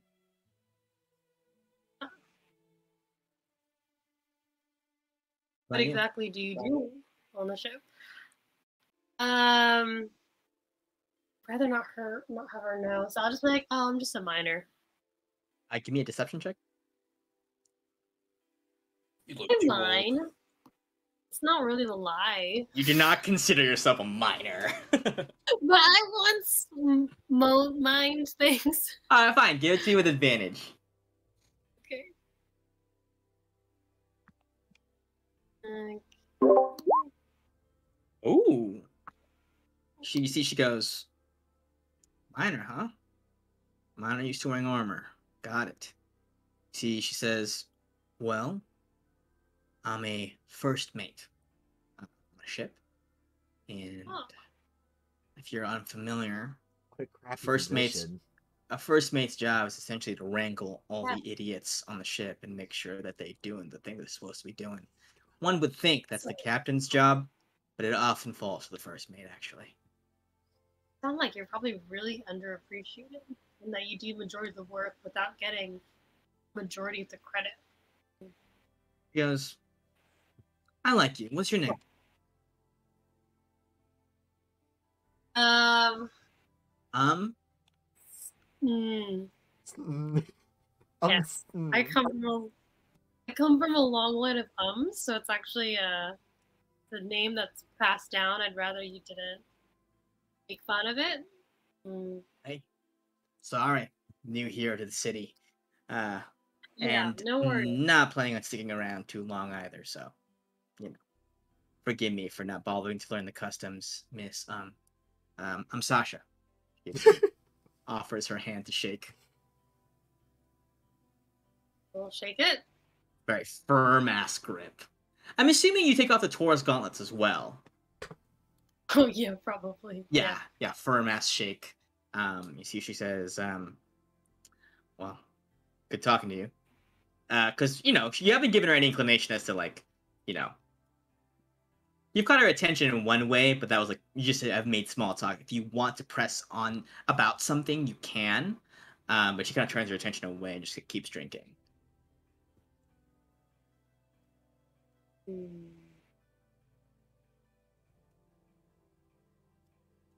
Yes, I wanted to ask her before we shook hands, like, oh, what brings you to Arbold? You see, she looks at Don't you. mind me. I just, always dreamed of being on the open seas, and I don't really get to see much as a simple miner. You see, she says, yeah, well, it's not my favorite thing to be on land either. I prefer it out there in the sea. But, uh, Captain got called in to consult on something.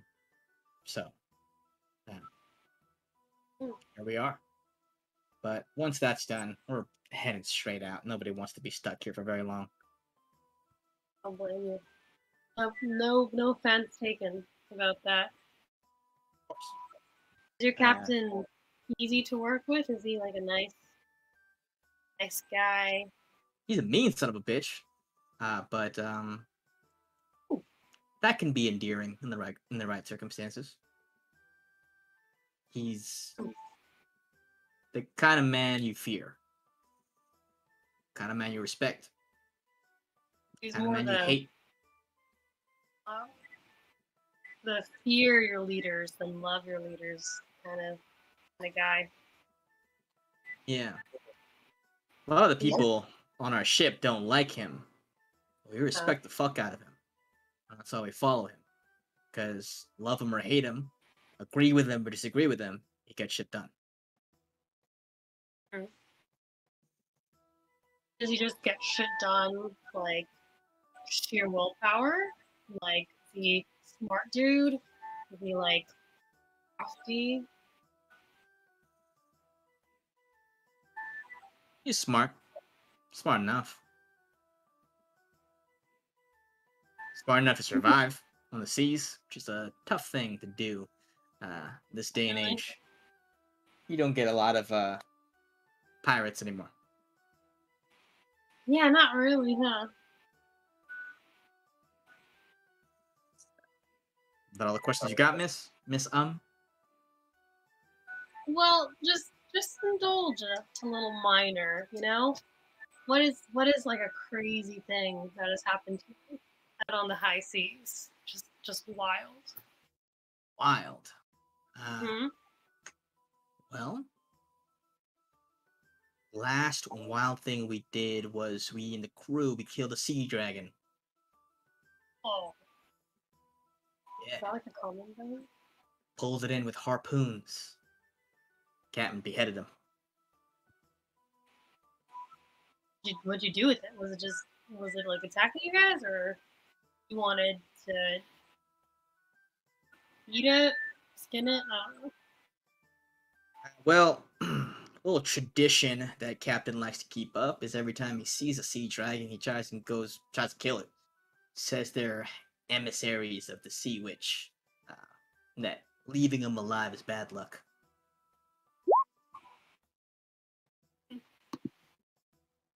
I Anyway. did not know that. Yeah. Well, getting a little tired of talking, so thanks for the small talk. I'll think of you every time I stutter. She goes back to her drink. Thanks for the story.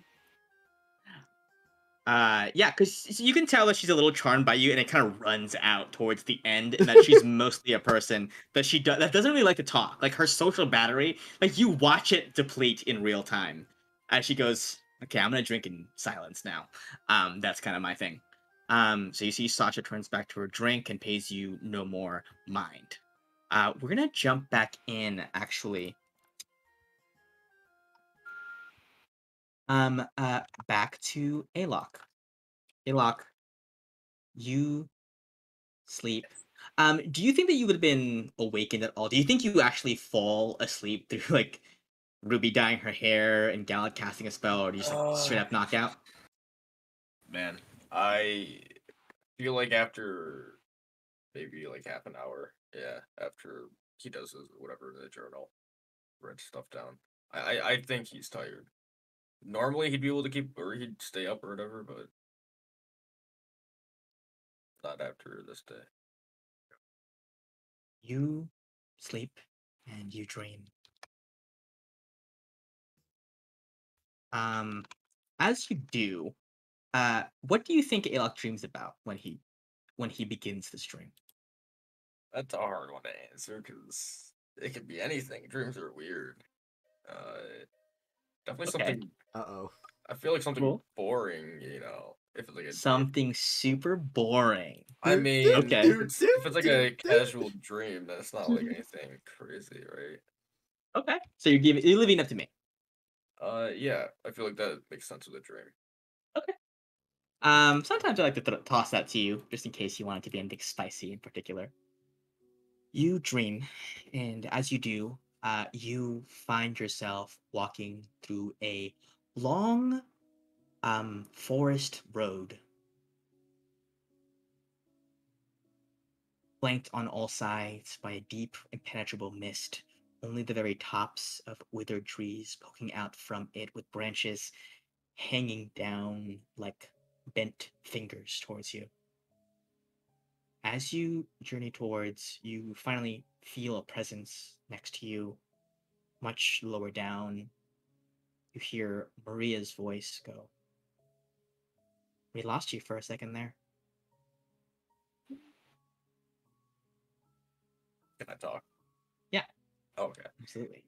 Uh, yep. For a second.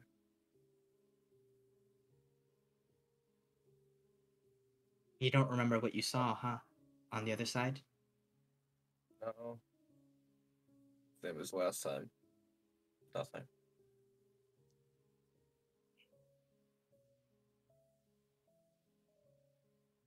It's hard to see at first, but the more you meet with death, the less shy he becomes. A lot of things happened there when you passed. It happened in the blink of an eye.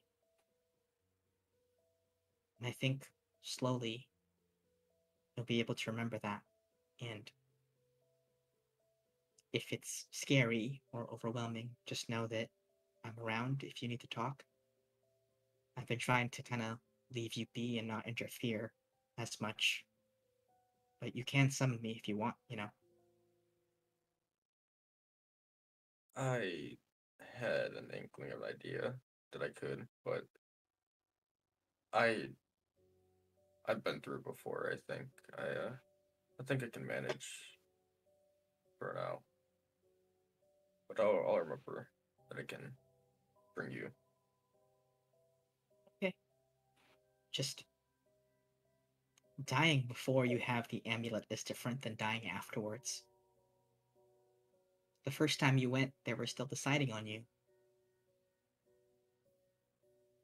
dying afterwards is like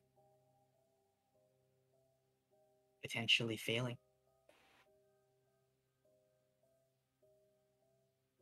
They get angrier. They make more of a fuss. They worry a lot. They argue over who should be next.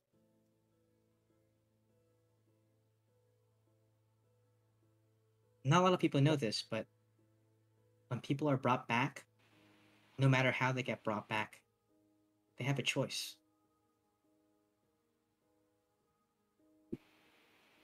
Whether you remember it or not, you chose to come back.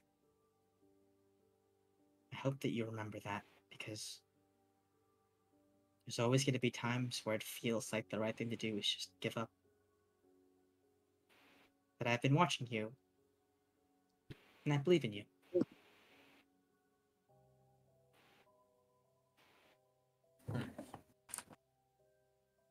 Well, thank you. And that is good to know that I want to keep going on with this burden.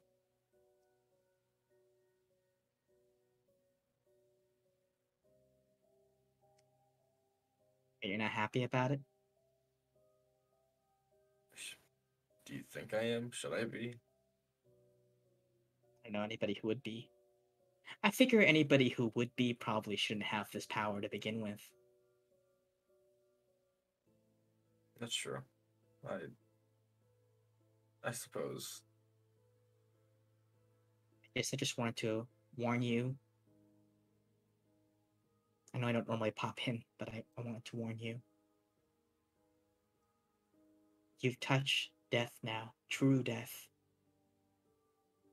Xandis is aware of you now. You've crossed into his domain. He has knowledge of you. And the beings that serve him will have some knowledge of you too.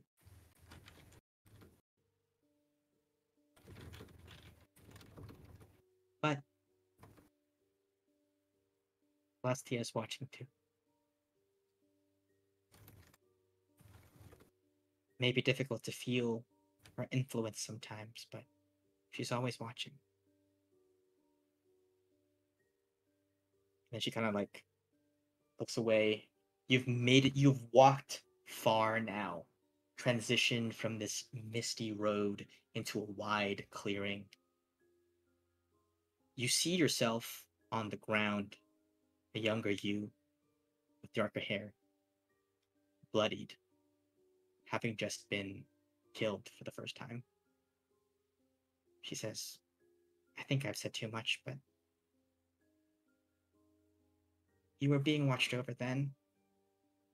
You're still being watched over now. Trust in the light. It watches you for a reason.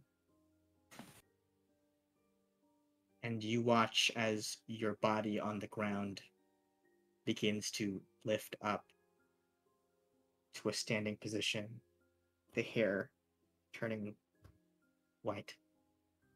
As he looks towards you, the dream ends. You wake up very briefly, kind of in the middle of Suma going, no, you gotta fix the braid. And then, but no one seems to pay you any mind. Gallet in the middle of his first casting, and you are able to go right back to sleep, or at least pretend to, until you do fall back asleep. I like to imagine that also while I was sleeping, my magic pen would be writing down my journal. Not like on purpose. Yeah, Like wouldn't be doing it on purpose. It would just subconsciously. instinctively, yeah. Yes, And he'd like wake up and be like, he'd like grab the pen and put it down. But yeah. Just for down. clarification, she said Yes. about what did she say about the servants? He said, Xandis is aware of you now because you've crossed into his domain, Right. and the beings that serve under him may now know of you as well. Okay. Kind of like in the way that dying, even if briefly, has exposed you to the god of death, in a way. That's fun. All right. Cool. Gallet. I go back to now. sleep. You go back to sleep. Gallet. You sleep as well. And as you sleep, you submerge slowly into the deep, dark waters that have grown familiar to you by now, the icy cold no longer troubling your skin. You wait at the bottom of the seafloor amidst the graveyard of ships, through the inky black, your eyes cutting through it perfectly, no longer struggling to breathe as the gills open on the side of your throat, taking in the water, all of it feeling like home. Calypso steps forth, hair wild and free, but her hands and legs chained as always. She says, "God, it's good to see you. Alive and well." Shockingly. "I'm proud of you." What? "You That did was fine work." that was an utter failure. "Failure? What would you consider failure?" The death of my crew. "Did they die?" Yes.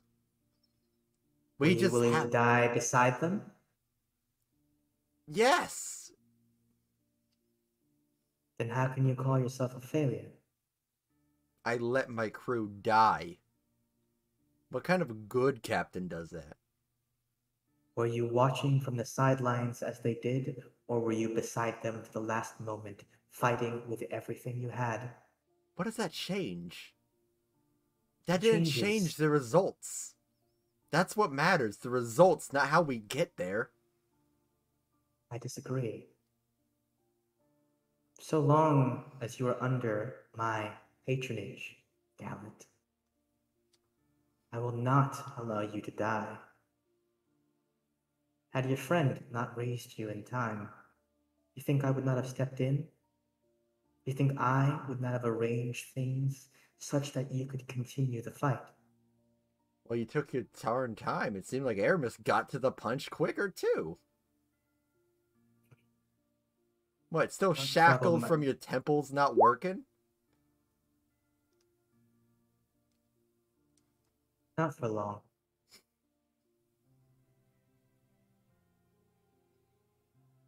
As your forebear once was, I will bring you back again and again and again until the job I need you to do is done. I didn't make Or that did you same wish as forget? Or did you forget that your soul was mine?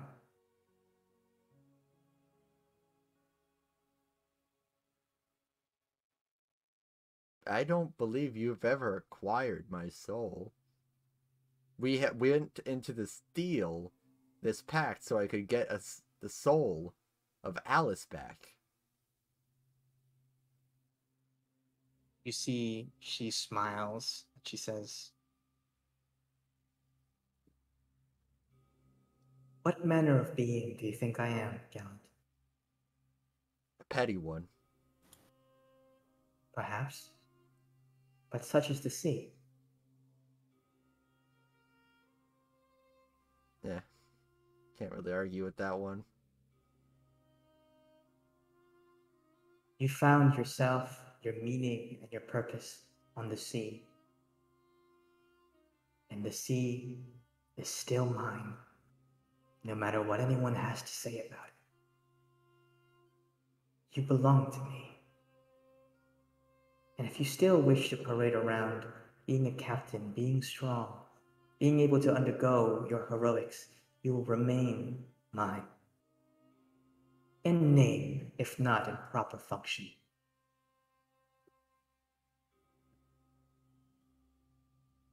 That being said, it matters how you win. It matters what kind of man you become. It will take a person of integrity, of courage, in order to kill the Wraith. Do you understand? And if that just fails, what, I just keep on being brought back? Will you bring back my crew if they die? They are not mine. They do not wear the ring. I have no such connection to them. But you, on the other hand, I can bring you back better. You see, she summons a bunch of you see sea creatures whoosh up around her. You see scaly sea dragons using their wings to glide through the water. You see octopuses coming around. And she says, and when I bring you back, you'll come back better, stronger. And you watch as your hands morph into an octopus's tentacle for just a second, and it kind of you use your willpower to convert it back to your hand, but it crusts over with scales, and a big dorsal fin extends out of your hand. And she says, I will make you into whatever I wish, as many times as I need to, in order for you to accomplish what I need you to accomplish. But of course, I'd like to not have to expend that much effort. Yeah, I'd prefer not to be a monstrosity. So, I think we're on the same wavelength there. I think they're quite pretty, actually. Well, it's sort of up to, opinion, but sort of my body, my rules. I sort of go by those rules. You see, she shakes her head and she just says, I merely wish to commend you for your bravery. To be willing to die next to those you hold dear. That is a quality that I hold in the highest regard. Then tell me, what do you think about Sumalai? What's about him? Me, Alok, Ruby, all right by each other, fighting to the bitter end. One person was missing. One person took the box and teleported away. Does it matter that they teleported away? We're all fine. I think he's a selfish fool. I think all mortals are selfish fools. Without exception. I am trying to mold you to be better. The sea and all who inhabit it live in balance, in harmony. They live in a simple, beautiful peace. They know their place. It is all you who dwell above on land, who continue to make war, sacrifice each other, betray each other, chain those who would dare go against your selfish desires. The true will of the sea is the united one. That is what I'm trying to make you understand.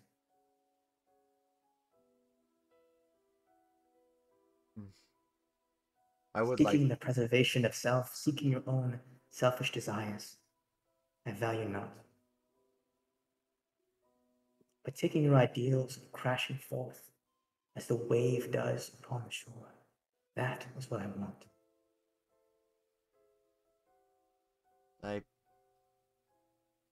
I love what you said. I'd want to work. I'd want to agree it works. I'd like to believe that you were entirely being truthful. But you hold the soul of the one man that I've never seen greed from. It's hard for me to believe your whole statement if you can get something as basic as that wrong. Where is Alice? You want to speak to him? Can't summon him no more. I can bring him forth, if you like. I'd like it. Good. I will allow you to speak to him once more. Once you stop moping and start leading again.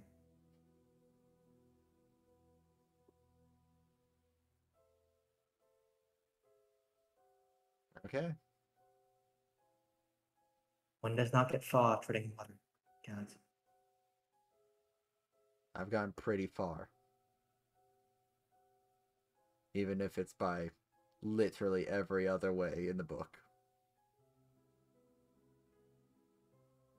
See, she shakes her head. Her expression grows dim for a moment, and she says,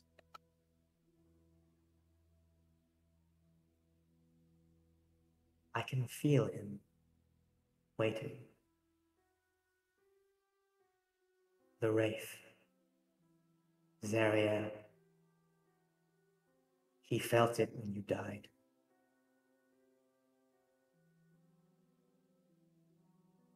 I'm sure he'll be looking forward to making that death final.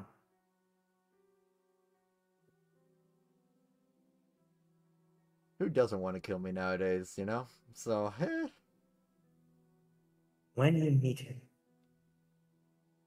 I need you to be strong enough not to give him the pleasure. Do you understand? I'll be strong enough to protect my crew. Good. You feel yourself launched up out of the water and into the dream and out of the dream. Gallet, you find that your skin has hardened. Not quite scales everywhere, but in certain key places, you have gained kind of a natural armor. Your AC goes up by 2. Yo, sick, I'm back to what I was before. 14. Oh, that sucks. Ruby, you come back into the room, having learned what you know. Suma is probably trancing already, or perhaps still up, as you'll gather back into your in-room.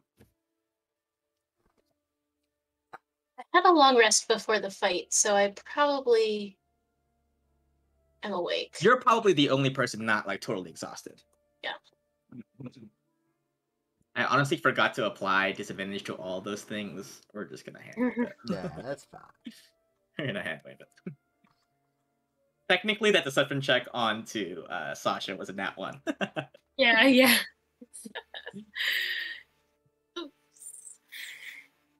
And I will say Gallup probably had advantage on that, like, pirate check, basically, so we'll keep the 17. And the nat 1 can get any worse than the disguise get, so we'll just call it. We'll call it even. We can retcon it and be like, oh, she's actually sus of me because She probably was, you... honestly. She probably was with the I'm a minor thing. Yeah. Cool, yeah, you'll get back together unless you just want to just, like, fast forward to when everyone gets up and finishes their long rest. We can totally do that, like wake up kind of like in the early evening around dinner time. I'm probably just gonna go to sleep, so. Okay. Then all you guys go to sleep except Suma, I guess. Yeah. Suma, as the last of your tired. friends goes to sleep, what runs through your mind? He is very much staying up to, like, watch over everyone and make sure that, just kind of like trying to read their sleep a little bit. I figure for the most part they're conked out, but like if they toss and turn, I would say to, like, probably put an extra Gallet blanket tosses or and something. turns a little bit. Yeah. So I think Alok, after his dream, is mostly stationary, but Mhm. Gallet stays up like an extra hour to cast Find Familiar. So I think you would catch his tossing and turning as he speaks with Calypso, but he doesn't speak in his sleep or anything. Yeah. I'm definitely covered And in like a lot of blankets, and I'm sweating underneath it. Like, okay, it's... then maybe I take a blanket off here. Wipe the sweat away, maybe. But yeah, I think he's worried and like he feels very badly about what happened before, but also doesn't regret what happened. So I think he's just trying to make sure that in the here and now that they're all right and that they have everything they need. Yeah. And your watch goes peacefully, and you all eventually wake in the early evening, get a little stretch in, the exhaustion gone from your bodies, chilling. I'm gonna go to the bathroom and look at myself in the mirror. Am I so like all around me? Is it like distinguishably new, like different visibly? You would have to like take off your shirt and then like look really deeply. It's almost as if the scales have appeared underneath your skin, so on the outside it looks like normal skin. But Oh, if you that's like really worse. like if you touch it, it's like hardened. That for my scars too. Yep. Eh. Oh, this is like body horror. Okay. Okay, I'll put my stuff back on. Eh. You knew you wanted to be take a little more hits, so that's how she chose to do it. Yeah, no. She did what she was gonna say. Make me better. We Yep. hear any of the moaning, groaning from outside. Like, He's in the bathroom. I'm in the bathroom. That's like body horror. You should out loud. Everything okay in there? you doing okay? Rock solid.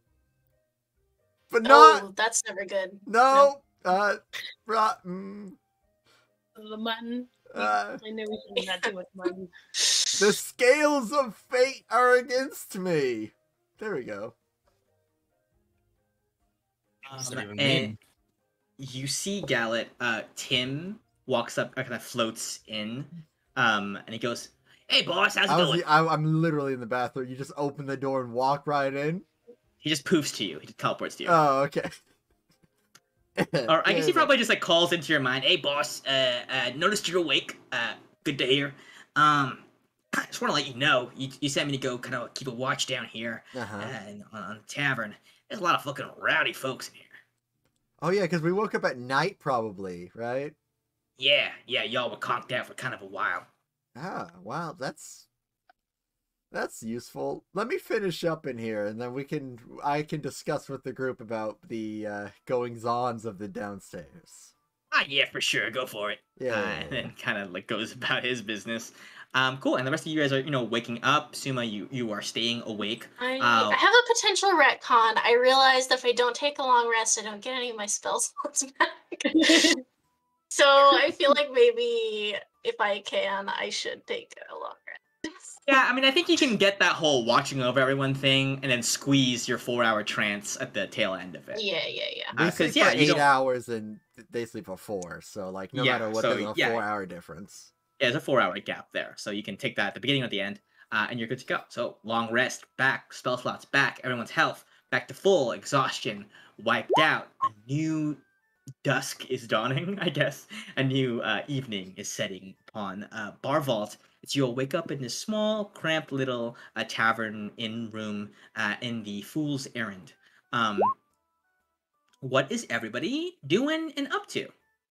Gallet, you come back from the restroom at some point. Alok, you're fully awake. Let's start with Alok. What's Alok up to? Like, what would you suggest doing to the party? You're muted. I am muted. Man, I'm the first one awake or what? You went to sleep first. So I That's think so, yes. Yeah, I would be. Then I'll actually go into my journal and write with my hand the stuff that happened in my dream. Finishing the thoughts. I'll do my normal prayer in the doorway. And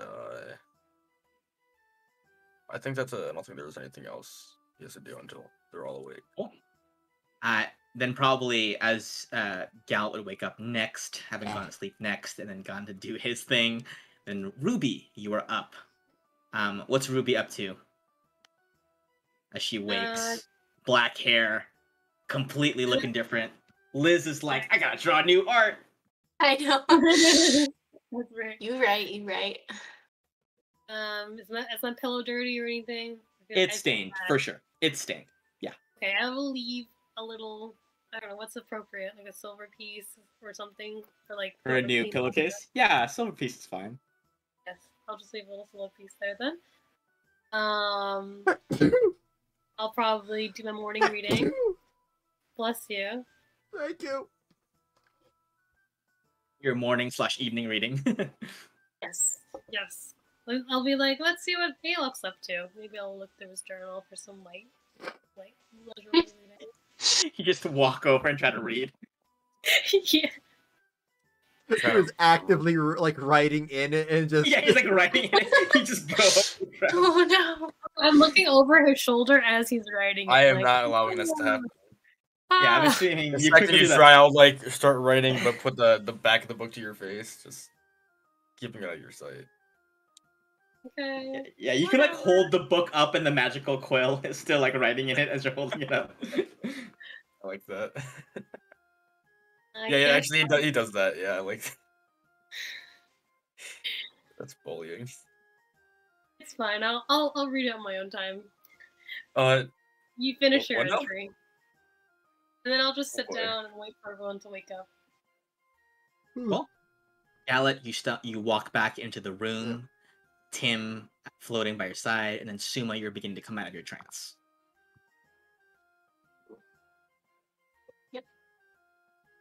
Morning, everyone. Morning or Morning. evening. Third shift Yes, starts that's right. now.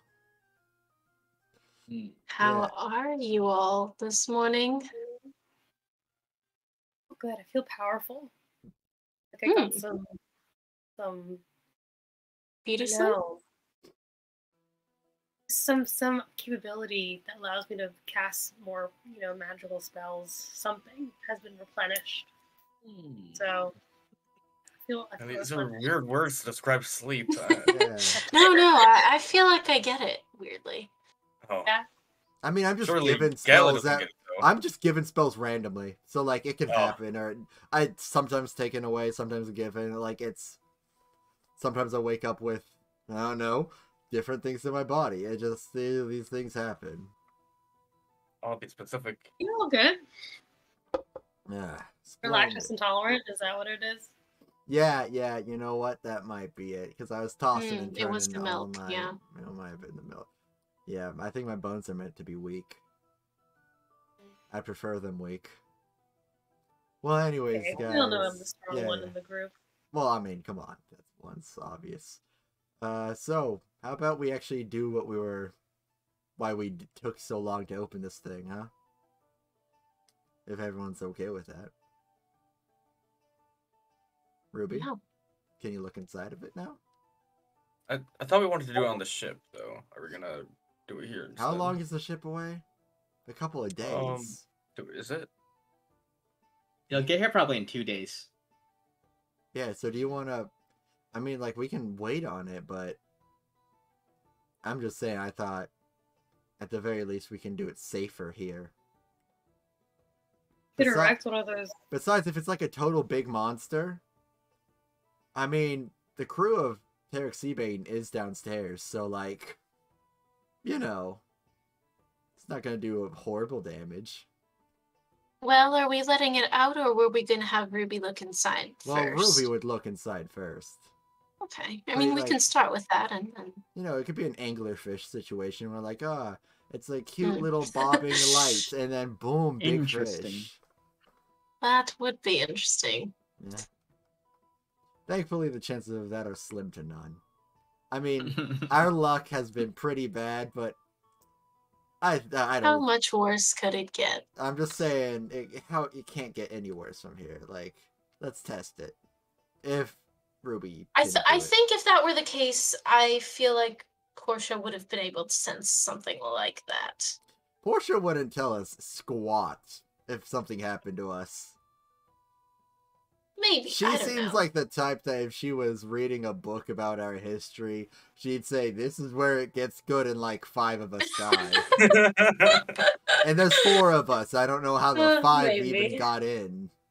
One of you gets revivified and killed again. Yeah. It's probably gonna be me. Okay. So Gallet, you bring forth the chest from the ring. Ruby, you got the spell? Clairvoyance. Yeah. Okay, well then, let's give it a shot. It's better that if it breaks stuff here than on our boat. I go in my ring.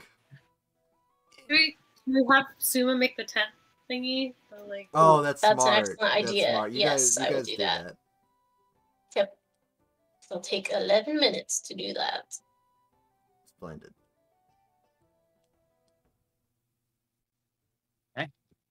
Suma, you put up the dome. Sanctuary comes up. Gallet, you reach into the ring. I send able Tim to- outside in front of the door to just watch over it. Tim goes outside and watches over. You come out of the ring, drop the big ass, heavy ass chest onto the ground, and you hear the sloshing of water inside of it. I lifted with my back. That's not good. The crate now sits in front of you with no arcane wards protecting it from being opened or tampered with. It is freely able to be opened now. Although there is kind of like a seal, not like a magical seal, but like an airtight seal. Like once broken, will disturb the contents inside in a way that is probably not going to be replicable. If that makes sense. It's not a resealable chip bag. That's what I'm saying. Let it out. You can roll it ain't back up. Going back in. And put a little clip, but it's open. It's like the box from Cat in the Hat, right? Mm. Please, someone tell me Exactly. that. Okay. I got Exactly. that reference. Thank you. Yes. Wonderful film. Ruby, do you cast clairvoyance? Would you like to see or would you like to hear? seeing is Yeah, probably. I'm going to message you the answer on Discord, or what it's inside there.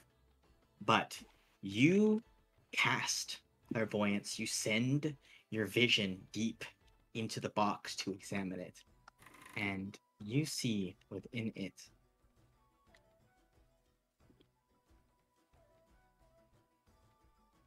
hold on. All right, so everyone, money on the table. What are we guessing? The monster toad. I'm gonna throw out a crazy one. It's the red fish. It's all running back to the red fish. Hey, Locke, what you got? Jeez. I don't know. I thought it was another feels. Okay, another toad. Okay.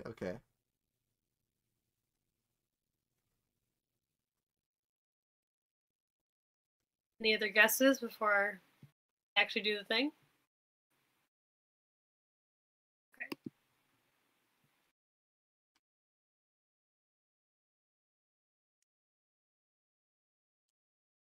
Fudge.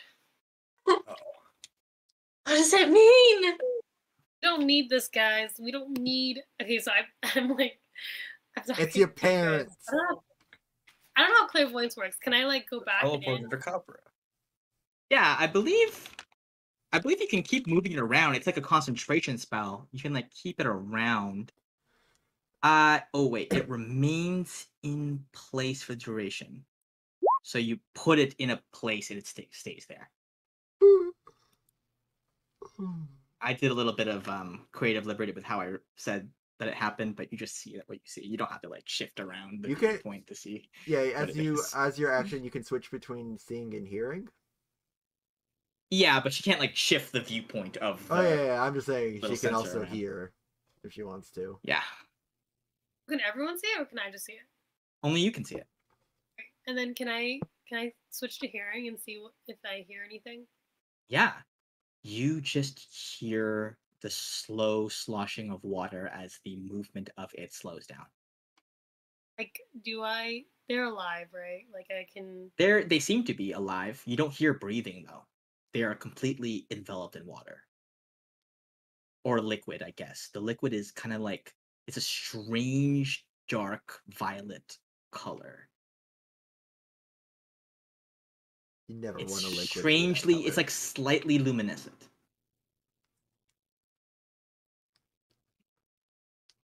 Really didn't want to see that. What's the dates, Ruby? So, is there any chance that we could just like leave it here? For good? I think they'll be fine. They I as don't know if we want to mess with this like people here or the thing in it. thing in it. So, what? Well, I have to. It begs the question: what is in it, Ruby? Guys, we just know this person. We do not want deal with this person, okay? Please We're don't just tell saying me there's it's going to be a Aramis. big. It better not be Aramis. Oh, I will be It's peeved. something with Aramis. If Is it we one of died is it for one of the rings? if we died for a box of Aramis, I'm gonna be really upset. I'm gonna be upset. I've already had a pretty bad morning, Ruby. Ruby, please. It's not Aramis. It's I Okay. mean, we all know of this person. I don't think you've met this person. We all met them. No, No, you we haven't. haven't. Okay, so new friends. What's her name? No. What would you say they look like? You want to play charades? Can we just So- say what it is, please? Is one of the chosen, not one of the important ones. Like, I don't think. So it's better. No, it's not better. Beta was Nah. dead. Oh, I guess we see Beta some was of- pretty darn dead, Alok. Yeah, yeah. Well, I mean, if it's a person in there, I wish it was. Believe me, I figured wish it'd be a it soul. was Is better. it? But no, it's one of the Dahlia? chosen. You acquaintance. You cut The out. question is, Yeah, you cut it briefly there. oh, it is one of the chosen. Okay. All have not made their acquaintance. It doesn't really matter. It sounds like it matters a lot. If it- there's a body in there of No. one of the chosen. Is it Talia? No, it isn't. No. I wish. No. You... Doesn't actually have something valuable. I fucking love this. God damn. I was like so waiting for you to find out who this was, and I love that you got to do clairvoyance it and find out independently from everyone. Are they dead? Are they alive? No, I think they're alive. Oh, okay, that's good. Why water? That's weird, right? Is there like a little island they're on? Do they breathe water? I use like Arcana or something to see if I know what the liquid could be, or Sure, you can hazard an Arcana check. On a 7, Ooh. hard to say.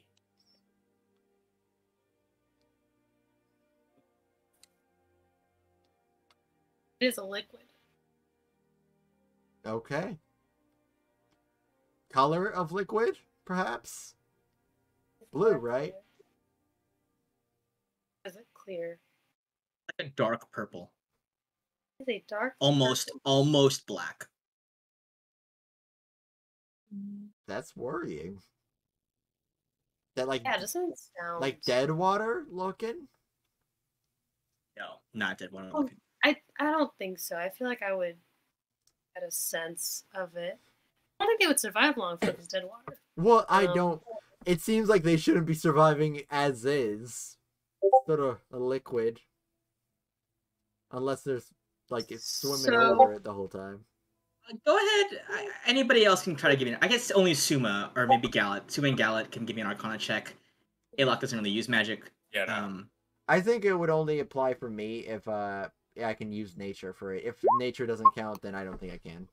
Ooh. Give me nature as well, Gallet. Go ahead. Okay. Actually, give me history, Gallet. Ah, 17 Okay. again. Combining Suma and Gallet, you brainstorm together for a little bit, and you come up with these two things. One, if this is a normal person in here, a dwarf, one of the chosen, this water would have to have some qualities that would impose stasis on them, or else they would have A, drowned inside of the water, because they are free floating inside of it, or B, like like suffocated or like died of starvation. You presume that the function of this water is to keep them in a sort of stasis, and that they are likely not conscious within it, or else they'd probably try to open it from the inside or be moving around in there, which Ruby saw only stasis, stagnancy inside of it. Gallet, on a 17 history, you remember that one of the few things that Alice remembers from his time in the Ivory Vault was the dripping of water.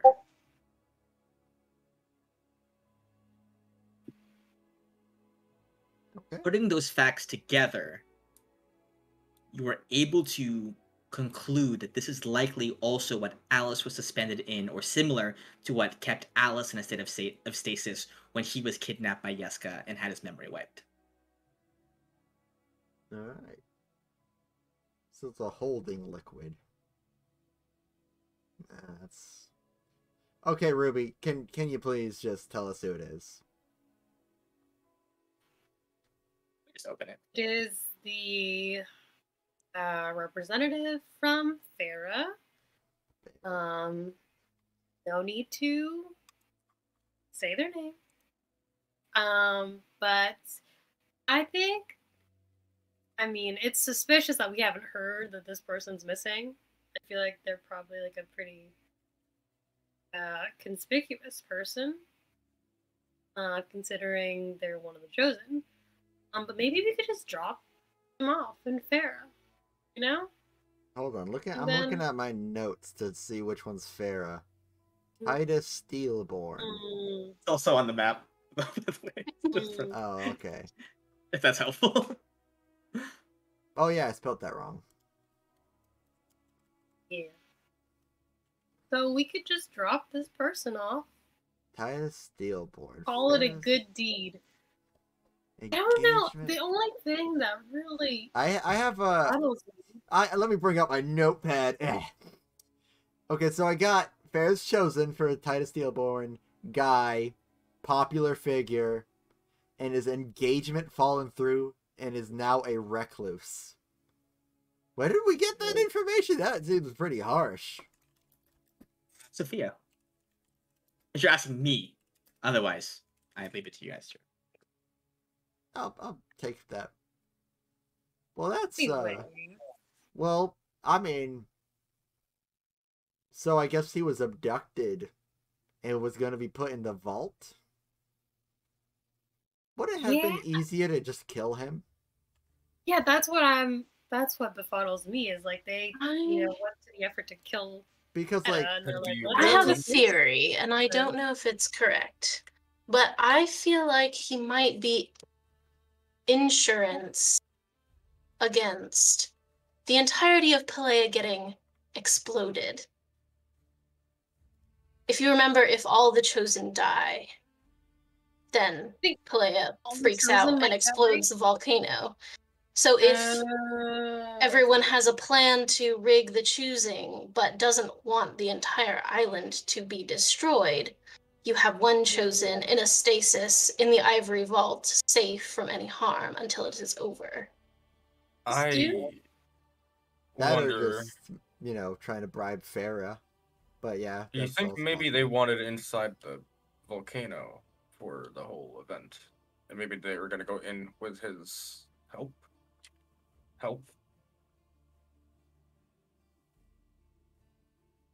don't think I Dude, followed that. Out of character. Yeah. What's that? So like maybe they wanted to bring him so they could get into the event or whatever that you go in with the choosing. Yeah. Maybe they want to get into volcano or whatever. Would it not be more active in its defense of people like that? It seems like Pelea is pretty darn active as a god when it comes to the choosing. But I don't know how these things work. Ruby does. Ruby, you're the expert. Is, is there a question? Yeah. What is the question? What Alok said work? Like taking this guy hostage and then somehow like, because then you'd have to let him out, right? Because it's kind of Well, yeah, they probably just were holding on to him until then. then once he gets out, what's stopping him from being like ah, and then like I mean, not? I'm sure they have ways to force them. They're powerful. So. I In fact, mean, they never got to the wizard that would be able to cast the spells. Maybe mind control. Very I possible. think. I mean, you're allowed to bring people to help you. Like, there's possible, but I mean, I don't know why they'd want to go in. It's basically a suicide mission. You know, people don't really. Seems like we Or don't not have to enough die. information. We can just Not throw out sure, lots I mean- of theories, but from what it sounds like, it could be a lot of things. Yeah. She might give me an intelligence check. You got this. Natural 20. I will Yeah, try. yeah, this. Okay, 17.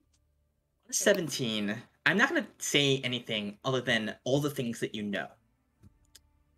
Sophia was hired by somebody and she was told that this person, that this crate was going to go into the ivory vault. You also know that when Estelle came to collect the crate, it was as if you also know that Estelle was not the one who commissioned this. You know that Marisa was the one who commissioned this. You also know that Marisa didn't care where you took it, only that it was kept safe.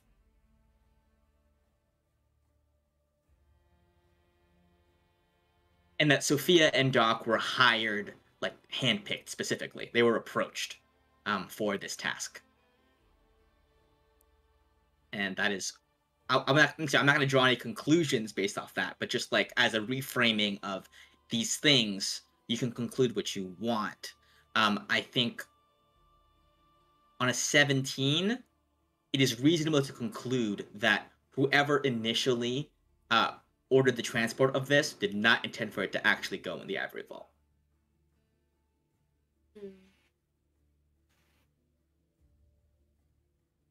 So it was, if I'm following, Estelle who wanted it to be in the ivory vault, but she wasn't the original commissioner. Yes. Okay. But we know nothing about Marisa. So maybe. I mean, you could just sending her. I could, but what would I say? Hey, we found your dude. What do?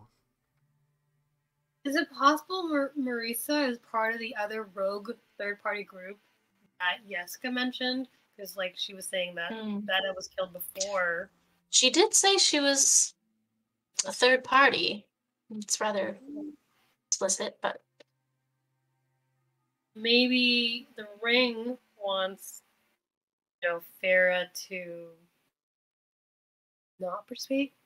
I don't know, because like, what's the difference between putting them in the ivory tower versus just letting them be safe somewhere else, but not participating in the choosing? Maybe it is the blow up idea. Yeah. Although, no matter what, it sort of screws over Farah, right? Yeah. does. I mean, maybe Farah didn't pay the tithe or something, and it was a fate slightly different than death for Titus. Well, is Marissa the one that's asking for a tithe? I think the ring is. I don't think. I think it was. The ring showed up to get the box, which was not originally theirs. Right? Ring claimed that the box was their property and that it belonged with them. Marisa claims that, she's the one who either put Titus in there or misappropriated the crate, which was already loaded up with those wards beforehand, and just gave to Sophia to smuggle for instead of doing it herself for whatever reason. It is unclear. I would say it is unclear at this point whether Marisa is part of the ring and working against their interests for some reason, or just a completely different third party. Okay. I think you're right, Gallet, that we don't have enough information. So they stay in the box? They don't. Yeah. If they're not taken out of the box, then nothing changes. All that happens is that we're holding on to the box.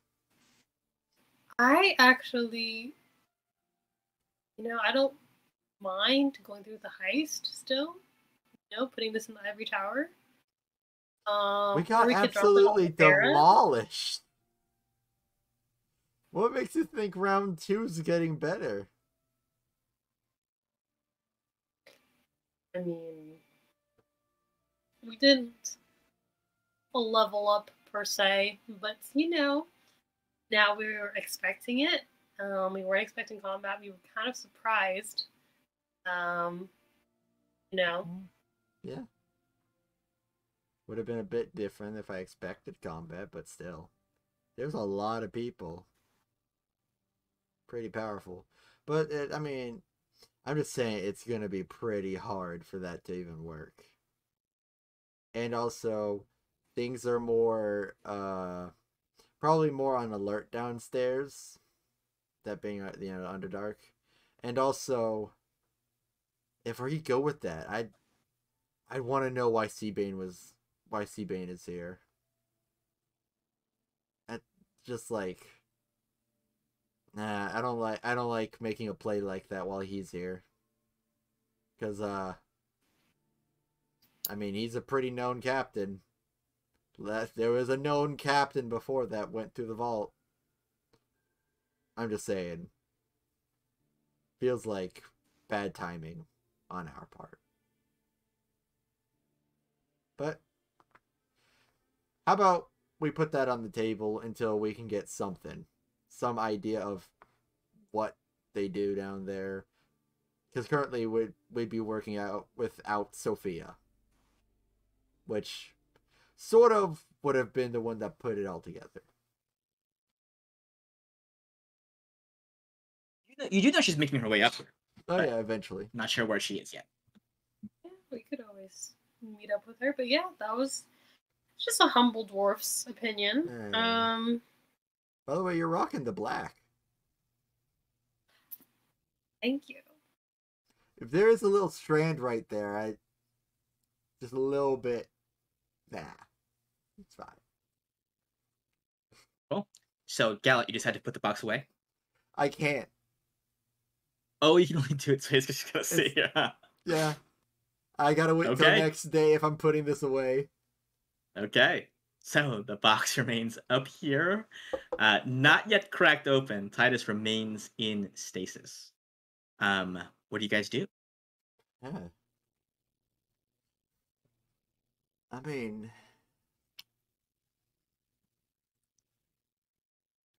It's nighttime.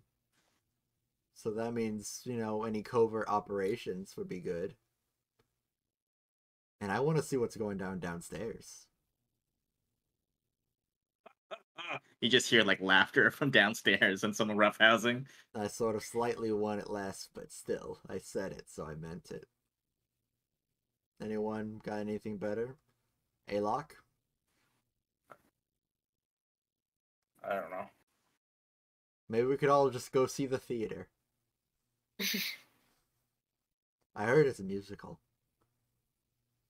Do you like musicals, Gallet? I've never seen one. I've never been to a theater. But I like shanties. I as well. So. Shanties are nice. Well, listen. I assume it's just on a ship. Everyone in tandem singing together. Maybe the audience gets in on it. They're only allowed to sing songs that everyone knows. I do think you should have a theater experience at least once, so I do think we should go, but let's start slow. Maybe just head downstairs, see what the crowd is like.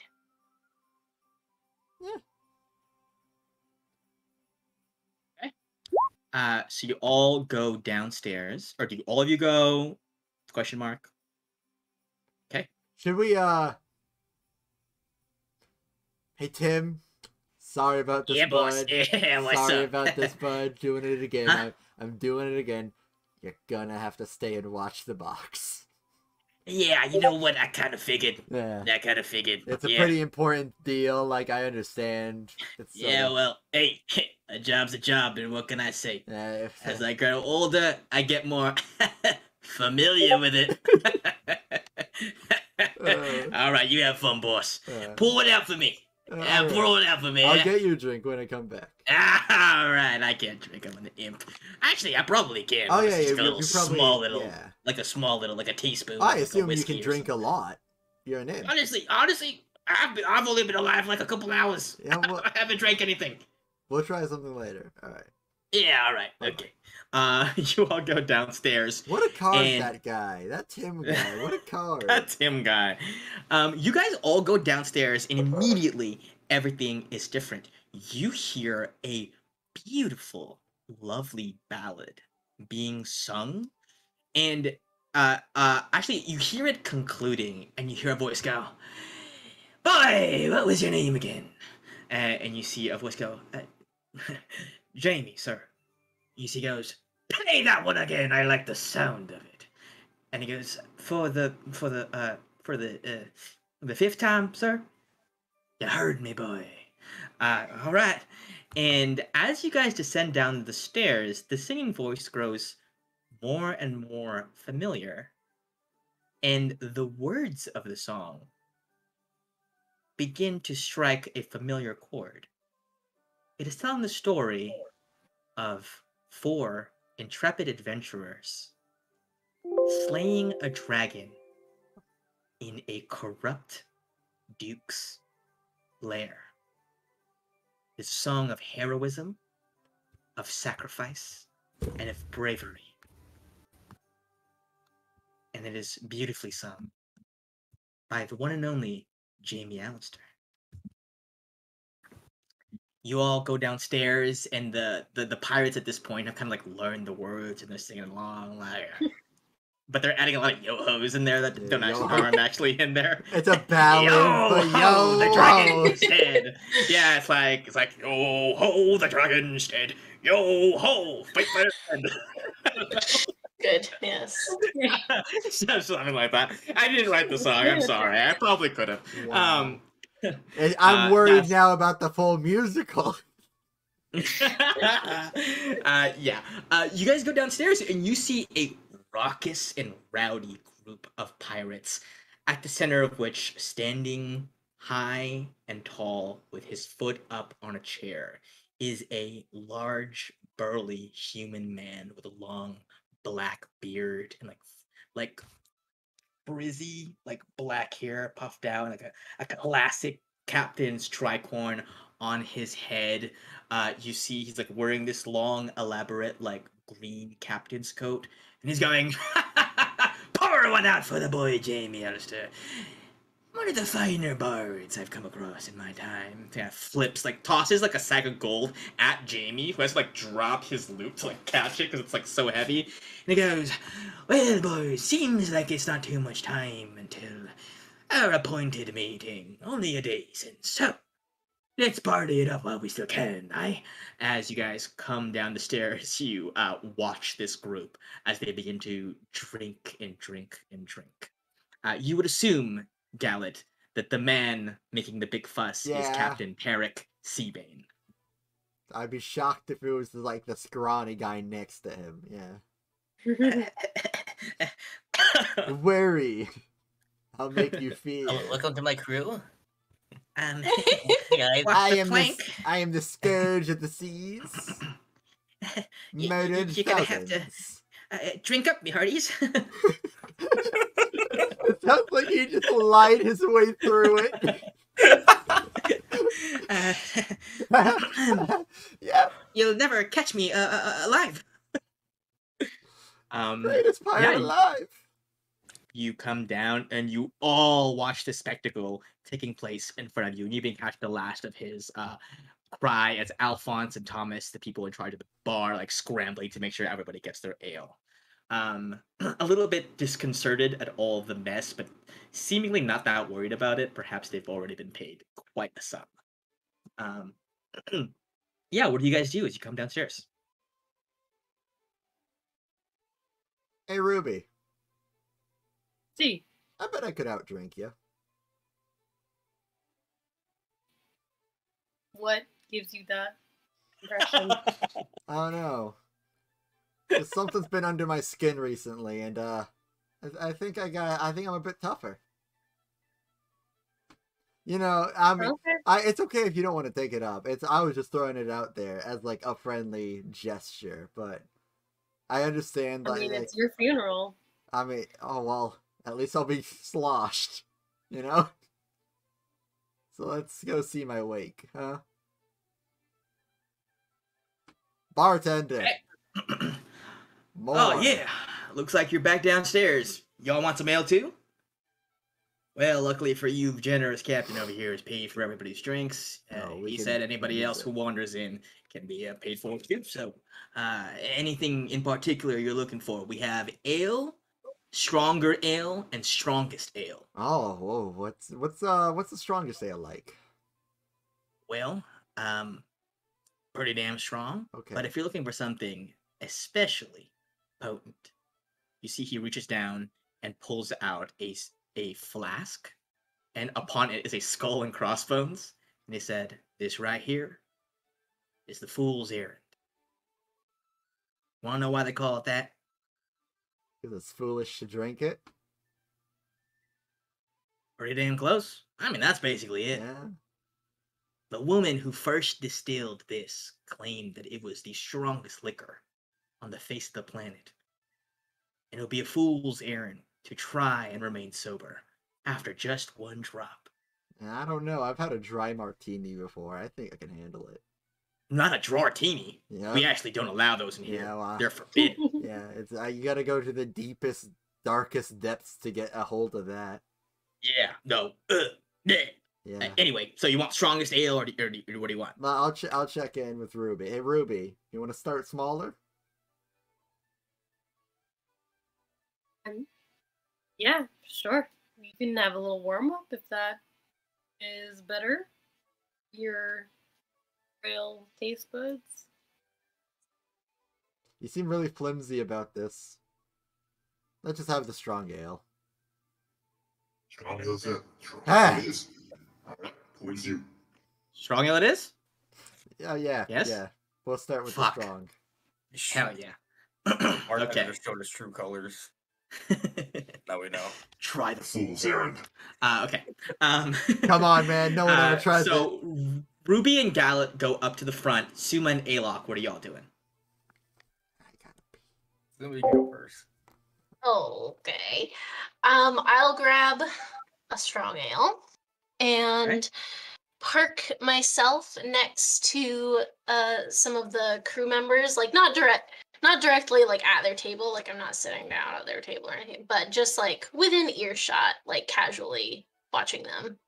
Yeah, go ahead and give me a perception check. Give me perception. Okay, so if you want to eavesdrop without being noticed, give me both stealth and perception. Actually, Okay. give me stealth first. Okay. If you can get close surreptitiously with a good stealth check, you won't need to roll perception. Okay, so you are able to blend in perfectly. You don't need to make a perception check because you're close enough to listen perfectly without really like getting into their space. You're like kind of keeping to yourself, looking like you're minding your own business. And you see a couple of them are like talking amongst themselves, drinking, and they're going, "Boy, I hate it on land. It's bullshit. I hate that we're here. I think the city fucking sucks. I think that they're fucking, like, why are we here? You know what I mean?" And the other one's going, "Jerome, you're drunk again? and we talked about this. We've talked about how your drinking is a problem, and I just want you to know that if you ever want to talk about it, and you see John goes, no, but for real, why the fuck are we here? Shouldn't we be, I don't know, shouldn't we be preparing for the council or something? Everyone else is preparing for the council. I mean, the maiden isn't, but they're just fucking around doing something. And you see, the other guy goes, no, they're chasing a scourge. That's what they're doing. Fuck, I don't know why I need to explain this to you. Look, Captain got called here personally, so we're here, all right? Jerome goes, it's fucking bullshit. That's all I'm saying. It's fucking bullshit. And that's the most you get out of that before they drift off aimlessly into different topics of conversation.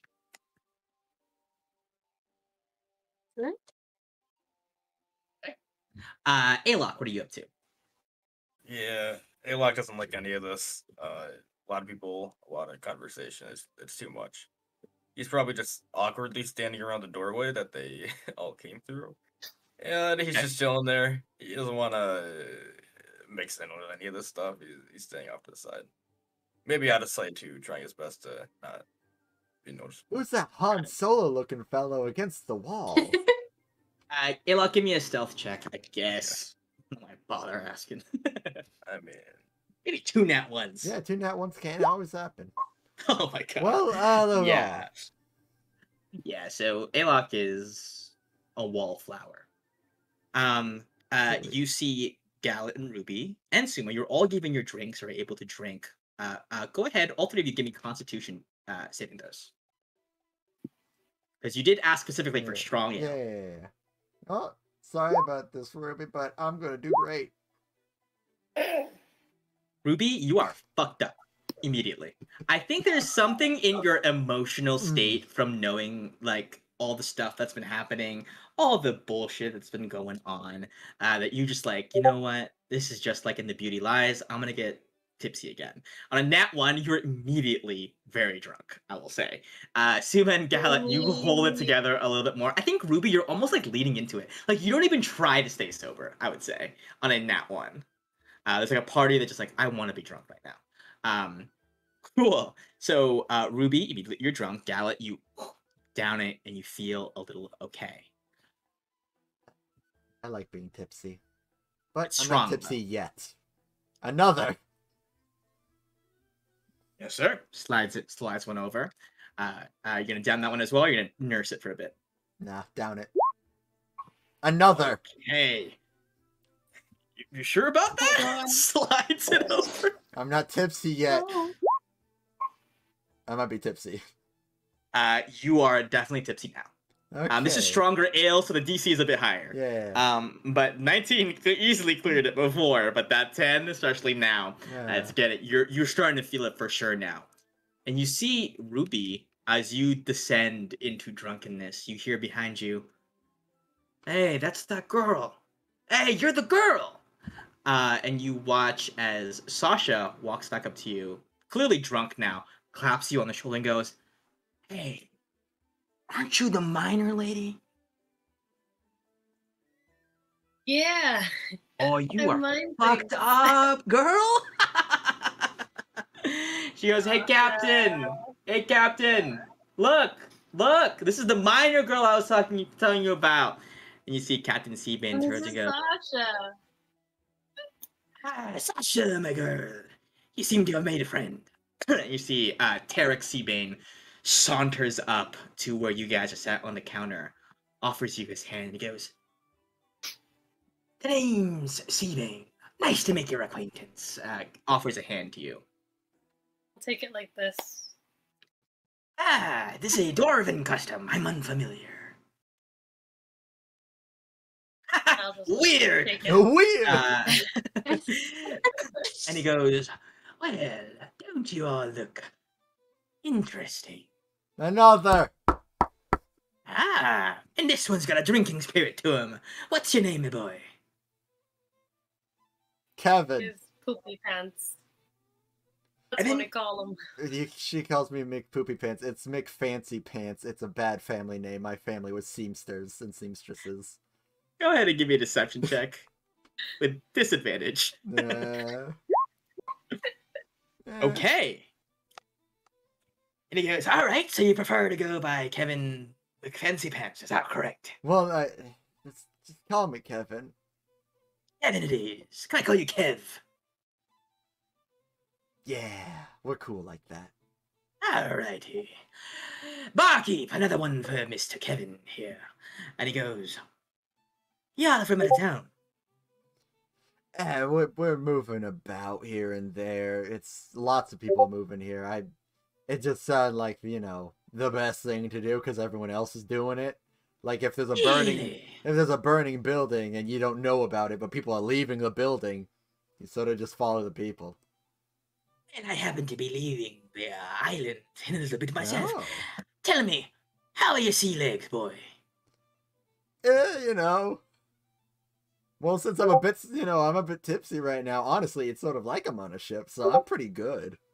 You see Sasha puts a hand on Seaben's shoulder and goes, Captain, you can't keep inviting people onto the ship when you're drunk. We've talked about this. And he goes, Sasha! I wasn't inviting anyone on the ship. What possibly gave you that conception? Me first mate. Me first mate over here. She's a real hoot. Yeah, So what are you saying, my boy? You ever been on a ship, boy? Oh yeah, I've been on a ship here and there. Well, Never in his life. Well, never in his life. Are you two? Is this a thing? Are you an item? Well, no, because I was trying to duel her and drink, and then she just had one, and I guess we're done because she stopped. I could drink another one anytime. That's bullshit, by the way. A drinking contest has never really truly done Until you're down and out. I know both people. Exactly, I like the cut of his jib. Yeah, right. Hey, Mr. Jamie, come here, me boy. And you see Jamie Allister walks over, called over by Mr. Seabane, looks immediately, eyes light up, seeing you, Gallet.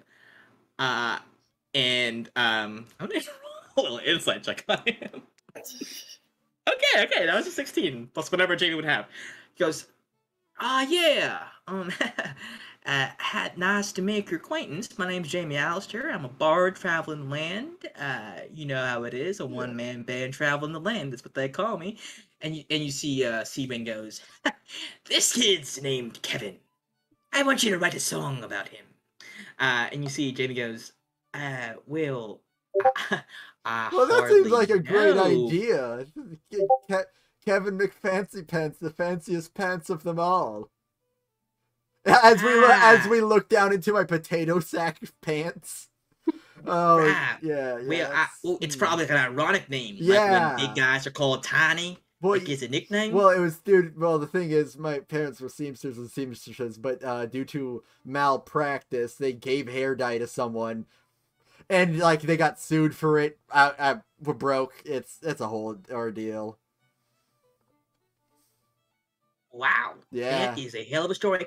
I can write a song about that. Yeah. Oh, good. Seamstresses. Yeah, I'll get right to work on it. You see Sebring leans in and he goes, boy, if this song isn't the best song I've ever heard, I'll rip your guts out with the tip of my sword. And you see Jamie goes, I'll get to playing. And walks away. Sasha sits next to you, Ruby, and goes, sorry about that. Captain's gets a little too friendly when he's drunk. He gets like this all the time. You're muted. Nope, that's what she said. I want to know what you said about me to your cap guy. I just said that there was an interesting looking foreigner in town. I could tell that someone was trying to not look like who they really were. Insight. I'm tipsy. Disadvantage, I know. Are they hitting on Ruby? 15 insight? I'm right over Ruby's shoulder, just like...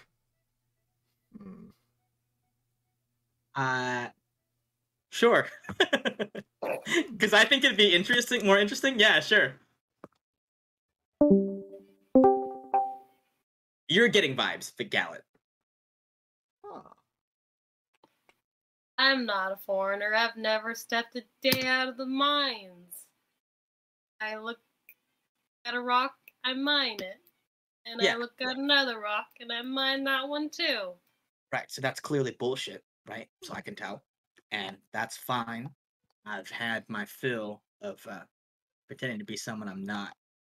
Wasn't a bad thing. We're just trying to keep a low profile, relatively. So your name's not And- Sasha. No. Wow. Can you handle that revelation? Um Laura? I was never told your name was Sure, Laura. Ooh. Is Laura like your middle name? Is it the family name? Is it It's- Laura? Well, yeah. yeah. Fascinating. Look, Actually, they're don't both take it. my name. Okay. Well, don't take it personally. I was just assessing to make sure that you weren't a threat. That's all. Don't worry, she's not a threat. It's like one of those umlaut situations. It looks, you Okay. might not have encountered that before, but it's Laura. You could even throw in a click if you want. Laura. Ooh. Laura. Got it. Okay. Not sure if I'm gonna do that other part, but got it. Is Ryan here? I can't tell. Yeah, I Exactly. think so. Is I see Ryan? Into the corner. Yeah, I just can't see you. He's a wallflower. Just let him I wasn't be. sure if you were like present or not. He's Like too you're in connected, but I character. wasn't sure if you were Yeah, here. character. Okay, cool. I think I might have messed up because I left the Discord for a second because I thought Hydra was broke or like messed up for me, but I Oh. fixed it, so I don't know. Oh. Yeah. No, it's just soft.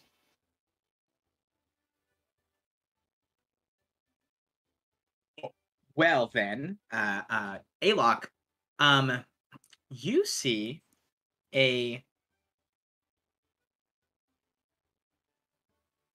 horned parrot hopping along the floor with like a long, sharp, spiky beak and like deep black feathers.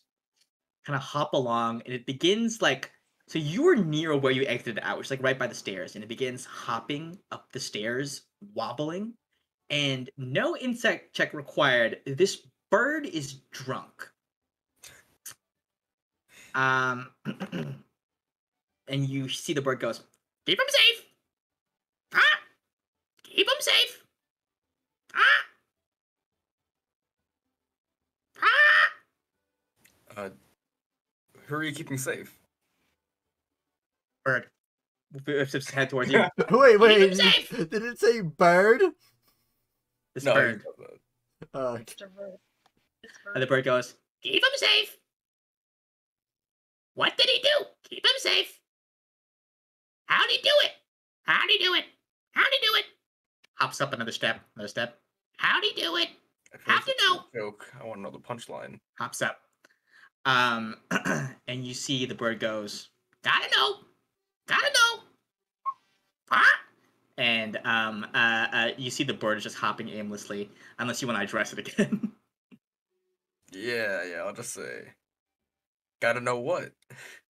Break the ball. Weird. Keep him safe. And those phrases just go on repeat forever. What if I like try to approach it to like put my finger out so I could set up my finger? What does he do? Does he Yeah, away go ahead and from give me a charisma check. Yeah. I guess animal handling. me? Or I a think they might charisma be the check. same. Yeah. Wait, what the fuck? Hold on.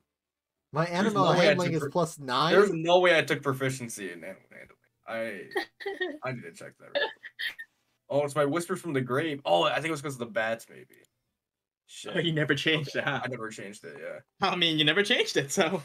All right. 13. You see the parrot jumps up, lands awkwardly on your finger, and it's like swaying from side to side. Break the ball! like wobbling. That's pecking at your hand, like softly. But it hurts a little bit because like there's spikes on its beak. Mm-hmm. I'll start like petting him a little bit, and I don't know what to do with this at this point. I feel like there's Right? Then you just chill there with the If I- bird. The bird. how far back was? Is he saying vault? To be clear, Yes. how far back was our room? Is your room? Yeah, It's up a set of stairs and down a hallway. I'll look around. Anyone paying attention? Anyone noticing this? You have been pretty stealth up to now, and no one seems to be looking for the bird just yet. I'm gonna bring it You up. get the to sense the room. bird probably does this a lot. I'm gonna go back to the room with the bird. Okay, you go back to the room with the bird. The bird just like bobs its head along with the music, goes up there with you. What do you do with the bird in the room? Is You there extra interrogate like it? rooms? Is there like a bathroom or something? Sure, yeah, the one that Gallup freaked out in. All right, I'll just go in there. I'll be like, here you go. I'll settle it down. Is there anything else in the room? Is there like, is the imp in there? Or... Yeah. The imp is in the main room, like your room. You are in the bathroom. No, hey, look. Right. Are you going to the John? Yep. Just for a second. Happy Actually, pissing. can you talk to Gatlet from here? Oh, yeah, I can. What you need me to say? Wait, he's drinking. Do I want to tell him right now? Just let him know I brought something back to the room that might need somewhat. Just ask him how he's doing. Don't worry about it, and I'll just go to the bathroom. Hey, boss, well, we did a really fucking good job at, like, keeping the box safe and everything. Everything's cool and chill up here. Hey, your emo buddy, he came in, he's talking to a parrot. Fucking weird, I know. But, like, he's like, hey, you need to come up and, like, check something out if you're, like, free and available to. So, sorry if it's, like, harsh and you're mellow, but, like, if you're down, come up. Oh yeah, okay. It's Tim, by the way. I know Tim. Let me finish my story first, and I'm telling it to like no one in particular. And that's when I told him, "Your pants are ripped, buddy." What the fuck, me boy? I see Bane's like, that's a funny story. Yeah, Okay. yeah, sure. Don't wanna. Yeah. Well, You know, I gotta ship pee. often requires levity. Not yet. A ship often requires levity to ameliorate the heavy losses one sustains at sea. I could use a funny man like you. Yeah, come at a high price, buddy. Yeah, sure. You think I can't afford you? I'll cut out your tongue. Well, then I would be no good for what you want me for, huh? Hey. What about me? You don't What want me about in you? your boat? Well, not much Wait, mining to do out wait. on the open sea. Mr. Captain Seabane, can I talk to you over here for a second? Everything's mine. Can I talk to you over here for a second? Look at it. Sure thing, me boy. Yeah. I'll go like 5 feet. It's not that far. And I just whisper in his ear, "Hey man, I don't know if you've been picking it up, but you're look, I think she's, I think, call me crazy, with the half orc that calls herself Sasha. I think she's totally into and I think you need to be the wingman for her right now." No, Sasha pulls. I'm just saying, I know and that's gonna be a hard one. That's Really? that is not an easy catch. That's Well, I wouldn't be too concerned about it. Sasha's just a flirt. She's a flirt. oh, she's a But she flirt. actually doesn't. Yeah, she doesn't really like socializing and these okay. types of things. So she kind of goes into this like very flirty mode. It's like a whole thing. with her. That's weird. Okay, well, I'm not used. Okay, well, you know what? I'll be right back to you. Gotta poop now. Right, All right, you do that. I'm gonna go upstairs. You go upstairs and you run it into Alok. See, by the way, you probably hear all of this. It's your stealthing, listening to people's conversations. Yep, just dropping the What do you eaves. do? What do you do? Do you pick your eaves up and move elsewhere, or do you keep them dropped?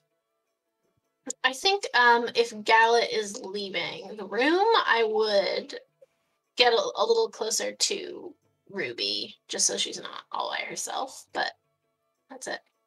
Yeah, cool. You go right next to Ruby. Ruby, you turn over, wasted. Suma, do you do you get any water? Like, what's up? Yeah, I'd probably just slide a glass of water in your direction. Like, now, I hope you don't find this insulting, but I'm just gonna put this here, and if you feel like partaking, you can. It's you. Oh my god, where have you been all night? You know, I was just enjoying the music, but suddenly the music stopped, and I guess Bard came over here, so came to see what all the fuss was about. This is Sasha. A pleasure. Nice to meet you. Are you friends with Oh yes, we go way back, don't we? Oh, so you guys are like a little group that came here for some reason? I suppose. Yeah, small group. He's also a minor. Oh, I don't that's believe right. that Yes. for a second. Just look at my very tender wizard hands. Yeah, I was looking at Suma going, no. No. He looks like his strength score is 8. You do the That's so accounting weird. for minors? Is it actually? Yeah, I think actually Yeah, I'm yeah. like, oh well, I mine information, you could say. Really? I keep the books. Okay. I mean, I do a fair bit of that as well. It's a tough job, very demanding. There's a lot to keep track of, but it's all good. I'm in good company. Tell me, what kind of information do you keep? Any kind, all kinds. I love it. Any kind. I mean, ship information is a bit boring, you know, stocks and logs and charts and stuff. But Give me yeah, a deception. I dabble. Give me a deception check. Not like you're lying to her maliciously, but like you're certainly not. You're trying to come off as more innocuous than you are. I'm trying to be like casual and making her think I'm not very interesting. Yeah.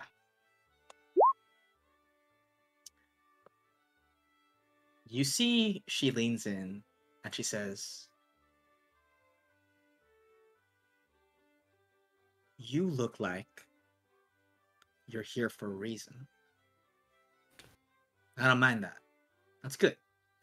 But as fellow lovers of information, I have a question for you. And if you can't answer it, or it doesn't mean anything to you, feel free. What we're gonna do is we're gonna laugh and we're gonna pretend I didn't ask it. But on the off chance that you do have information, I sure would appreciate if you shared it with me, and perhaps I can share with you some of my own. Do you consent to this question?" Interesting bargain. I'm always up for something interesting, so I'll hear the question. What do you know about the ring?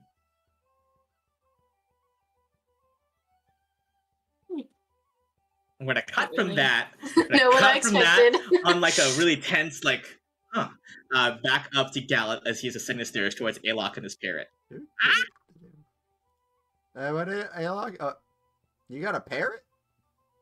That's That's crazy, actually. Close that the you- door, quick. Oh, okay. Okay, so I was staying by the doorway because I didn't Uh-huh. really want to go in the room. Always. Keep him safe. And this parrot walked near me and Uh-huh. has been saying things about keeping the vault safe or something. What'd he do? What he And did? that, yes, I think he might be repeating what they were saying earlier. Rank the vault. Right. Rank the vault. Rank. Break. Rank. Okay, thanks, man. Yeah, I mean, he's already pretty much talking pretty darn well, but like, yeah, I can go through the motions. You are no longer bound by your mimicry. What's going on, Bird? How's it going?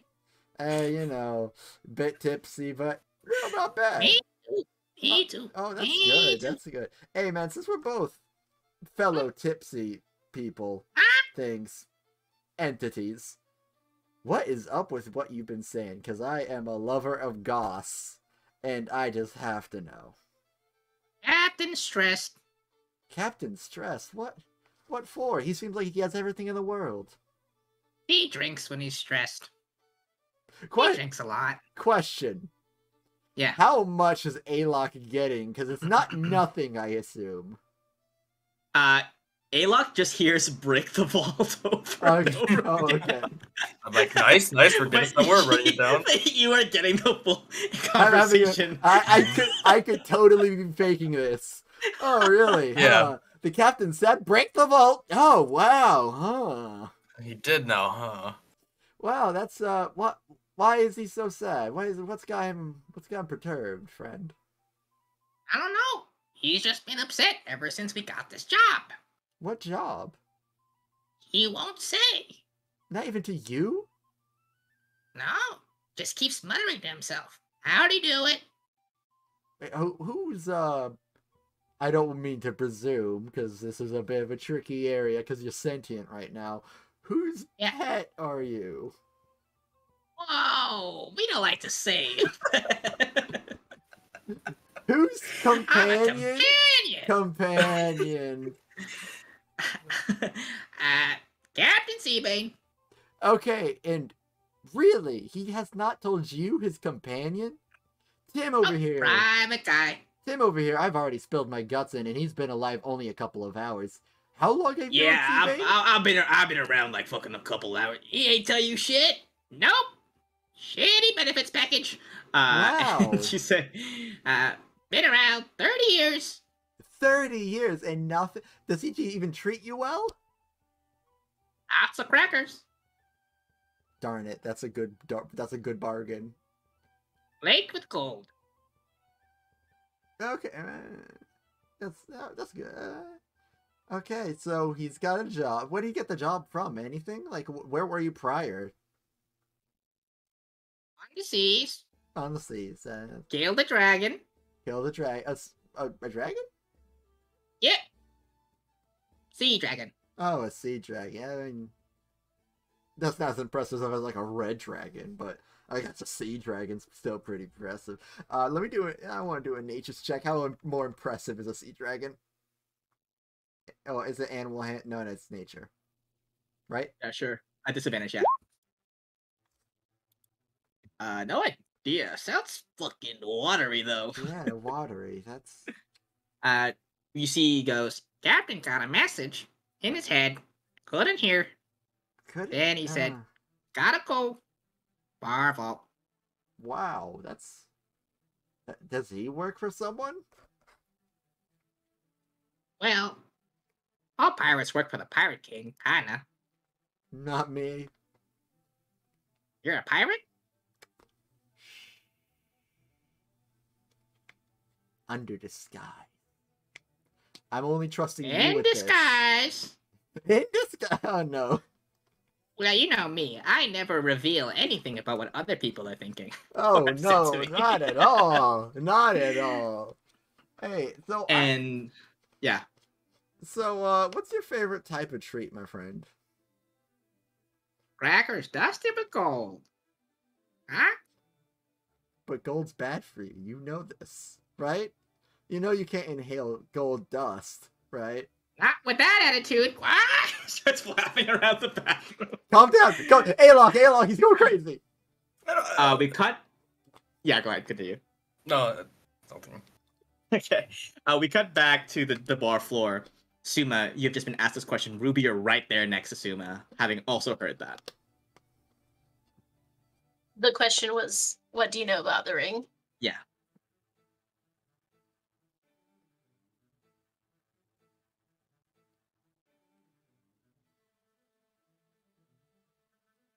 Some.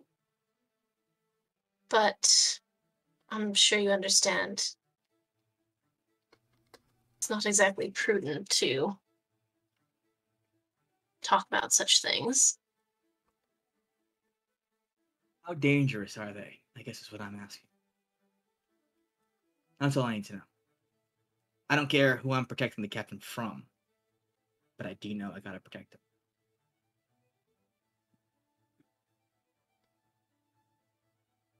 Very. I Understood. certainly wouldn't underestimate them. He nods. I'm curious if you would allow me to ask you a question. That was the bargain after all. Return.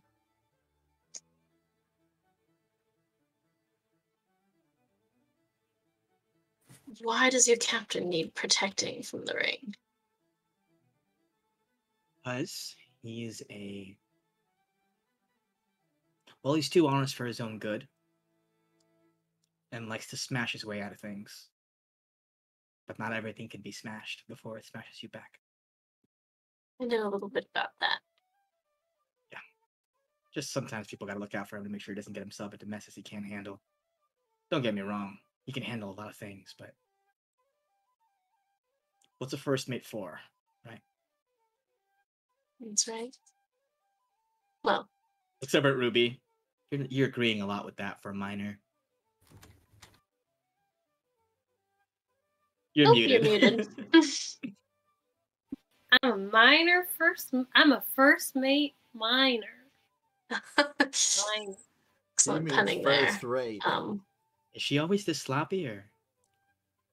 No, not usually. Although more lately, but Slappy? Did you say slappy? Like You slap her? just like a little, like lightly, not like a real slap. Is Not she... like a Will Smith slap. Okay. Oh, you don't got the You wind see- up? No, You see, no. she looks at you, which is like, you're lucky I'm having the time of my life right now. And then turns away. Turns back to Suma and then to Ruby, and she says, I'm getting the sense this might be relevant to you, so. There's a show tomorrow night at the Blackstone Amphitheater.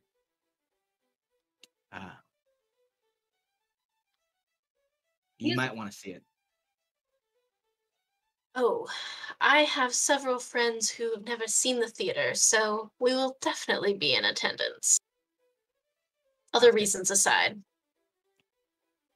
Got I it. don't know if I have the authority to say this. In fact, I'm sure I don't. But for what it's worth, I feel like you and I, perhaps you and the rest of our little group, fall on the same side as the ring. In relationship to the ring. Can't say anything about other alliances, but I have my own people I need to protect, so. Never a bad thing to be with allies. Nods her head. At the same time, you see Captain Steven goes, where the fuck is my bird? And we cut back to Alok and Gallon as the bird is flying around. Open the window. Going, Open the window. "In Open the disguise, window. in Open the window. Shh, in disguise! Flies out the room. And as you guys watch it disappear into the distance, see Bane in the bottom of the tavern going, what the fuck is Patches? Santos goes, that's not the bird's name. His name is Patches now. We're gonna close out on our first night in Bar Vault with a little bit of confusion and chaos and excitement and quite a lot of drinking from our crewmates. We started the session on a very somber note and ended it on a much lighter one. So, with that being said, thank you for a lovely session. We truly went the range of emotions in this one. And I know it's very late, so sorry and thank you for that. I just felt like we got to like a fun part and I didn't want to stop. It felt like everyone was on board, but thank you anyway for bearing with it if you're very tired. Thanks. And that was awesome. And I'll see y'all next week. Oh. GG. I wanted to mention something quick. Yeah. Did you guys see the short and long rest buttons they added to Roll20? What? Huh? Yeah, if you Where? you have to add it, but if you go I'm like gonna steal your fucking character sheet. they have the cogwheel, in like on the right where you can turn on all this shit, like the advantage toggle and whatever. At the very bottom of that, there's short long rest. You can turn it on, Cool. and Ew. then on your core, you click on the. Well, so actually, in the things like below that, like the counters, you can hit the cog on that, and then make it either reset on a short or long rest.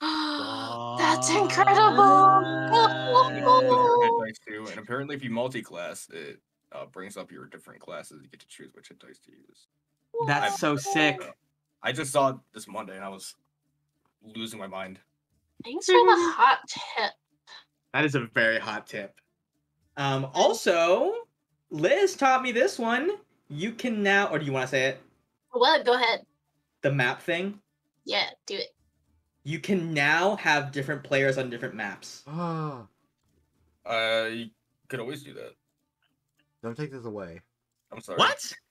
Yeah, I've been doing that for a long time. You just For You drag- how long? you drag the name at the bottom left, right? And you drag it to the map.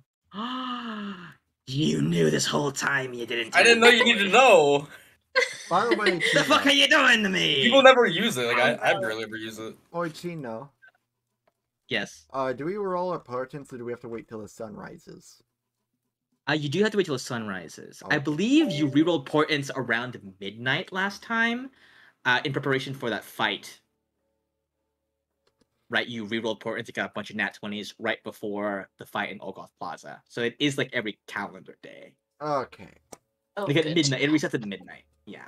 Sorry, did you guys roll portents? I don't think I realized. that you I guys rolled did portents. because I blinked and forgot it was at a certain time, not a long rest. So, Gotcha. but I I will take it didn't. off. Should we do that next week then, so we don't like forget it?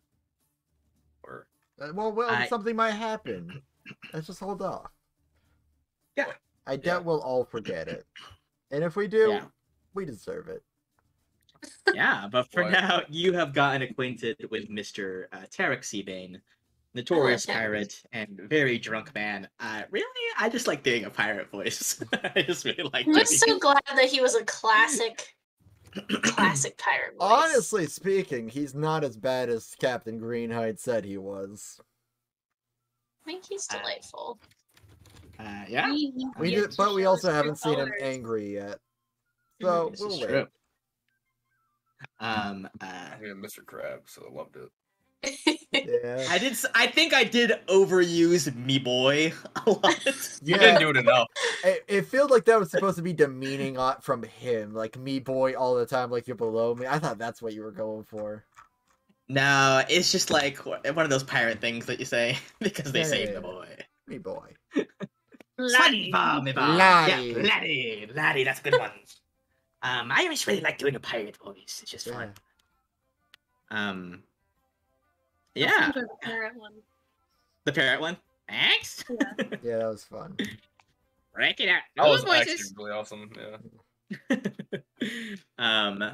Yeah, I mean, how do you guys feel? Was it weird that I went on a really long monologue at the very beginning? That was like a neat thing I wanted to try to like thought make it it was- dramatic. It was amazing. I wanted to clap for you, but Yeah, it was. I'm glad it was enjoyable. It was cinematic enough for me to hold back on a joke because I feel like that would sort of break your tempo and that would just be rude. it was Yeah. I actually feel like I didn't transition out of it very well because I immediately was like, "Hi, I'm Clarissa," because I thought it'd be funny to have like a similar character with a different name by one letter. But yeah, I don't know. I was like, "Is this weird?" I I'm like telling it. you, we're gonna be talking for I too liked much. it. I but- think I think like it's a good like arc opener. yeah, not yeah, every yeah. week, but That was yeah. my intention of like arc openers and arc closers maybe have that kind of vibe to it because I like being able to recontextualize kind of where we're at, and I feel like we kind of leaned into that a little bit. I think it was especially good after the 2-week break. Oh yeah, Yeah. that was helpful I also felt that when it comes to so just like remembering. recenter like emotionally where we are, Yeah. and I like it. We're getting a little bit of inter-party conflict. Yeah. Ooh. Yeah, yeah. Galax's the Oh one my being all goodness. front about it, but like A-Lock 2, probably Ruby 2, I Yeah, imagine. yeah, it's We all know. yeah. I I mean, love Gallet taking the Mickey out of me. I love it. Just so you know. And Good luck. also, Against like, it. what's the conflict that's gonna come of Ruby getting absolutely destroyed in a drinking contest? You know, that could Over. spiral more than Suma's whole Probably, disappearing honestly, act. because I feel like Yeah, like Ruby, I bet Ruby is really beat up about it deep inside. I mean, Yeah, Ruby might even reveal something about her background at this point. Ooh. Nah, Ruby nah, trust. there's nothing there. Honestly, still nothing there. Viv hasn't made her backstory yet. We're still hyper aware. Okay, whatever. For some Ruby's reason, you just lamp dislike hell is Titus. gone. It's was a bit Titus weird. engaged to you, Ruby? No spoilers. That's my conspiracy theory. It's Interesting. pretty. It seems pretty likely, but like we'll wait and we get there. Maybe it was an arranged marriage. It was supposed to happen. She was like, "Fuck that." Yeah, but wow, no, it That's can't my be an point. arranged marriage. Ruby's from Capra, the worst of the worst. Yeah, but That's maybe that true. was like their move. They're like, "Hey, we're gonna get out of here. We're gonna We're get moving up." out. We're Truly, moving out to Torres the worst of the sphere. worst. Even better. Yeah, no, That they're is the fucked. worst. And Vranos now. Oh yeah, they're super fucked now. By the way, I'm did you ever glad find out they died? Because I didn't even. I don't remember hearing that. Who? The Grigor guy. I think it was Yes. mysterious, like circumstances. Oh, how they died? No, I didn't even know that they died. I didn't remember hearing. Oh, that. they died Yeah. like I believe Sophia mentioned that. Yeah, I Yeah, have a she did at Grigor, some point. Bronzesmith, Branos chosen dead. No, you knew that since Portia. I think Portia maybe mentioned it, but also when you cast Oh, right. sending, on your crew, there were earthquakes off the coast of Bronos, and it like caused waves that kind of delayed us because it bore our ship back, like kind of threw us off of our position. I think that's like the first, but we didn't really dwell on it too much because you've never been there, you don't know anybody from there. Massive loss of life, but whatever. And it's been a little bit of a, Who Whatever. cares? but whatever. We don't know those people. That's what it feels like sometimes. But yeah, sometimes I'm gonna be real with you. Sometimes I regret killing Beta. I really do. But Yeah, that's a sad one. I He's think. in a better Yeah, place. he was a good boy. he was a good dude, and I feel like you guys were beginning to form a relationship. I should have killed him off later, I mean, but I don't think I like talked to him once. that's a pattern, I think. I'm trying to hold true to it, but sometimes I have to break it. Sometimes I'm like, am I doing a bad job of integrating Alok? And then I'm like, what are you doing? You're No. like, I'm gonna chill in the corner. I'm That's gonna what I'm gonna try to. well, not but talk. like if he does it long enough, what he's gonna do is chill in a corner, then steal a bird. You know, like it's way more fun Yeah. when it's like out of nowhere. There's a right hook. Yeah, I literally was like, how do I get him in on something? And I'm like, oh, this guy has a fucking parrot. Of course, I'm gonna interact with the animals. Fuck Yeah. the animals. Well, yeah, So I thought at that a would party, you go to the animals. If A you're drunk animal, like man, Like a that drunk can talk. parrot. Oh yeah, Yeah. I got him. Yeah, I'm glad we were able to lift up. There's definitely like the middle part felt like kind of heavy and like shit. But I'm glad we were able to raise Yeah. everyone's moods eventually. Jamie Allister made a comeback with a song about you guys. I asked one thing, Gino. Yeah. If my body is changed in another stage, if I get scales, I want to see. I had a children's book, and I'm gonna look for it. But it was a beautiful blue shine, and I'm gonna show you it. But I just want Okay, yeah. those as scales, You can customize that even how if you want. even if it's like a little speckles and whatnot, you know. I actually might tinker with that buff to you because I think from Calypso's perspective, she's like he's following orders, but I yeah, was maybe- very. I was not being the. I technically followed orders, but I gave her a lot of hardship. Yeah. So, And that was I think the most interesting interaction you guys have had. yeah, he was very tired of her. He was not. Yeah. And I think she's even changing her approach.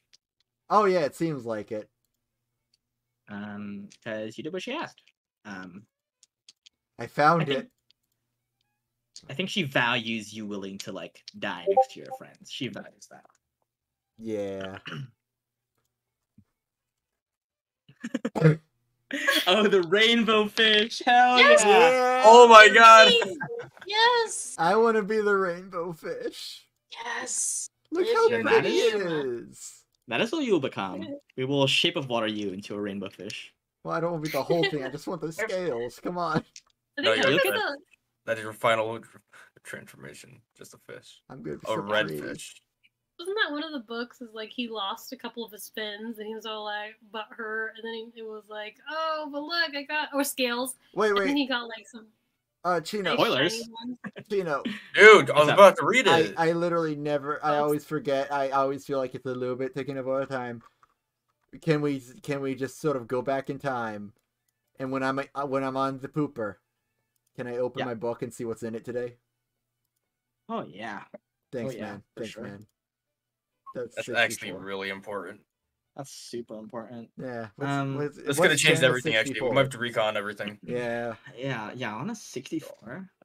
Recon. On a 64. Nickelodeon channel. You know what? You get some information on.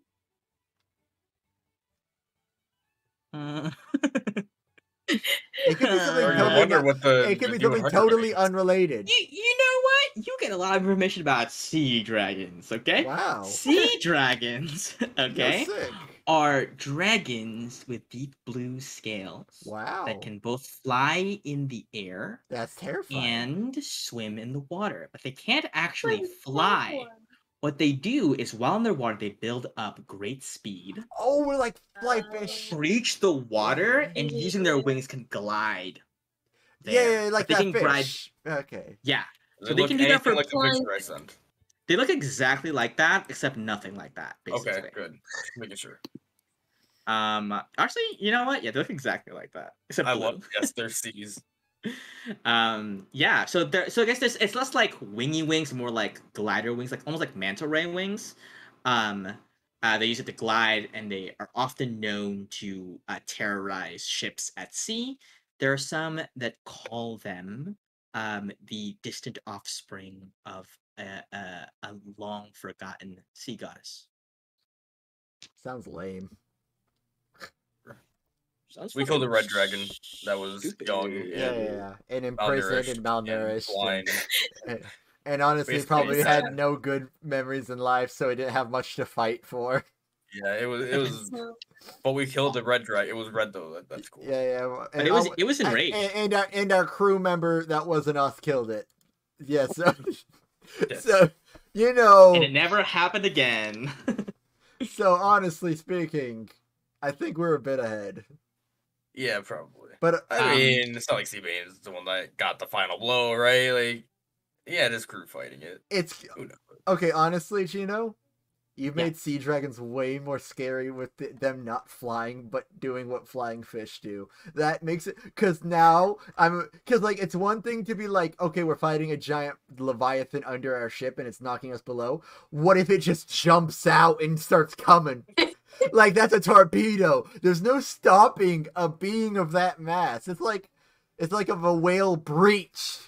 I'd rather get hit in the hole than it breach and hit the thing. That's why it was so impressive, Daddy. True. Anyway, but yeah, that's sea dragons. I just decided.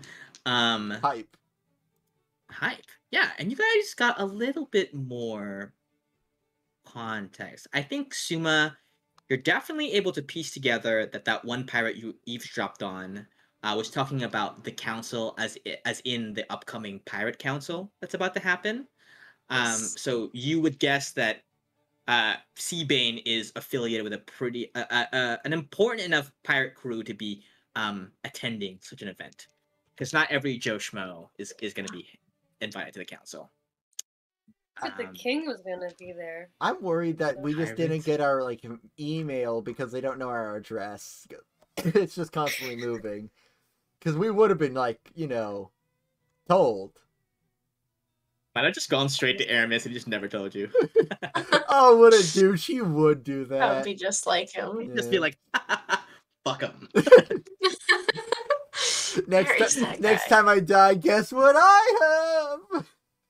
Oh no. Let's play some cards for it. Imbecile. Did I forget to invite you? Ugh, I'm so rude. How are you on the council? You don't even have a ship. I am a ship. Transforms. Oh, that's Anyway, terrifying. Aramis has been the Reaper the entire night. So. Oh my god.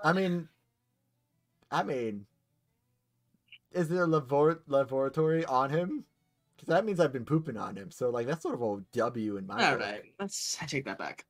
I don't know whether it's better to keep saying that every NPC is Aramis in disguise, so that when somebody is, you won't expect it, or should I just stop saying? Well, like I'll let because you it know keeps it on fresh in your mind. I'll let you know on my end. I'll never expect it really, because like this whole episode, I never once thought to myself, "What if that's Aramis?" I'm like, "Oh, new Okay. NPC." I just like making that joke. Sometimes A-Lock is Aramis, so like I would just expect. The only thing that will be like stays in my mind is because like we say it so often is the Simon thing. Like, ooh, what if he's there? Simon up too. I forgot Aramis existed until you guys talked about him. Yeah. So. Well, you know, it's probably better that way. Best to let him left forgotten to time. He's not going to come back up. Let him die the true death. Never speak his He's- name again. He's my self-insert OC, so you're gonna have to bear with him. Nice. I'm just kidding. Wow. I was trying Okay. Ah. How do we feel? How do we feel as we get ready to sign off for the night? Pretty good. Excited. I woke Pretty up. Yeah. It's Hell yeah. Yeah, I was tired at first, and then I was like, D&D. Yeah. Cool. I'm Yeah. glad. It was like felt like a really long break, so I'm glad that Yeah. we're able to get back in the swing of things. Cool. Well, that's me. I hope you all have a great night. Mhm. Had a good time, and I'll see you next week. Have good dreams, guys. Bye bye.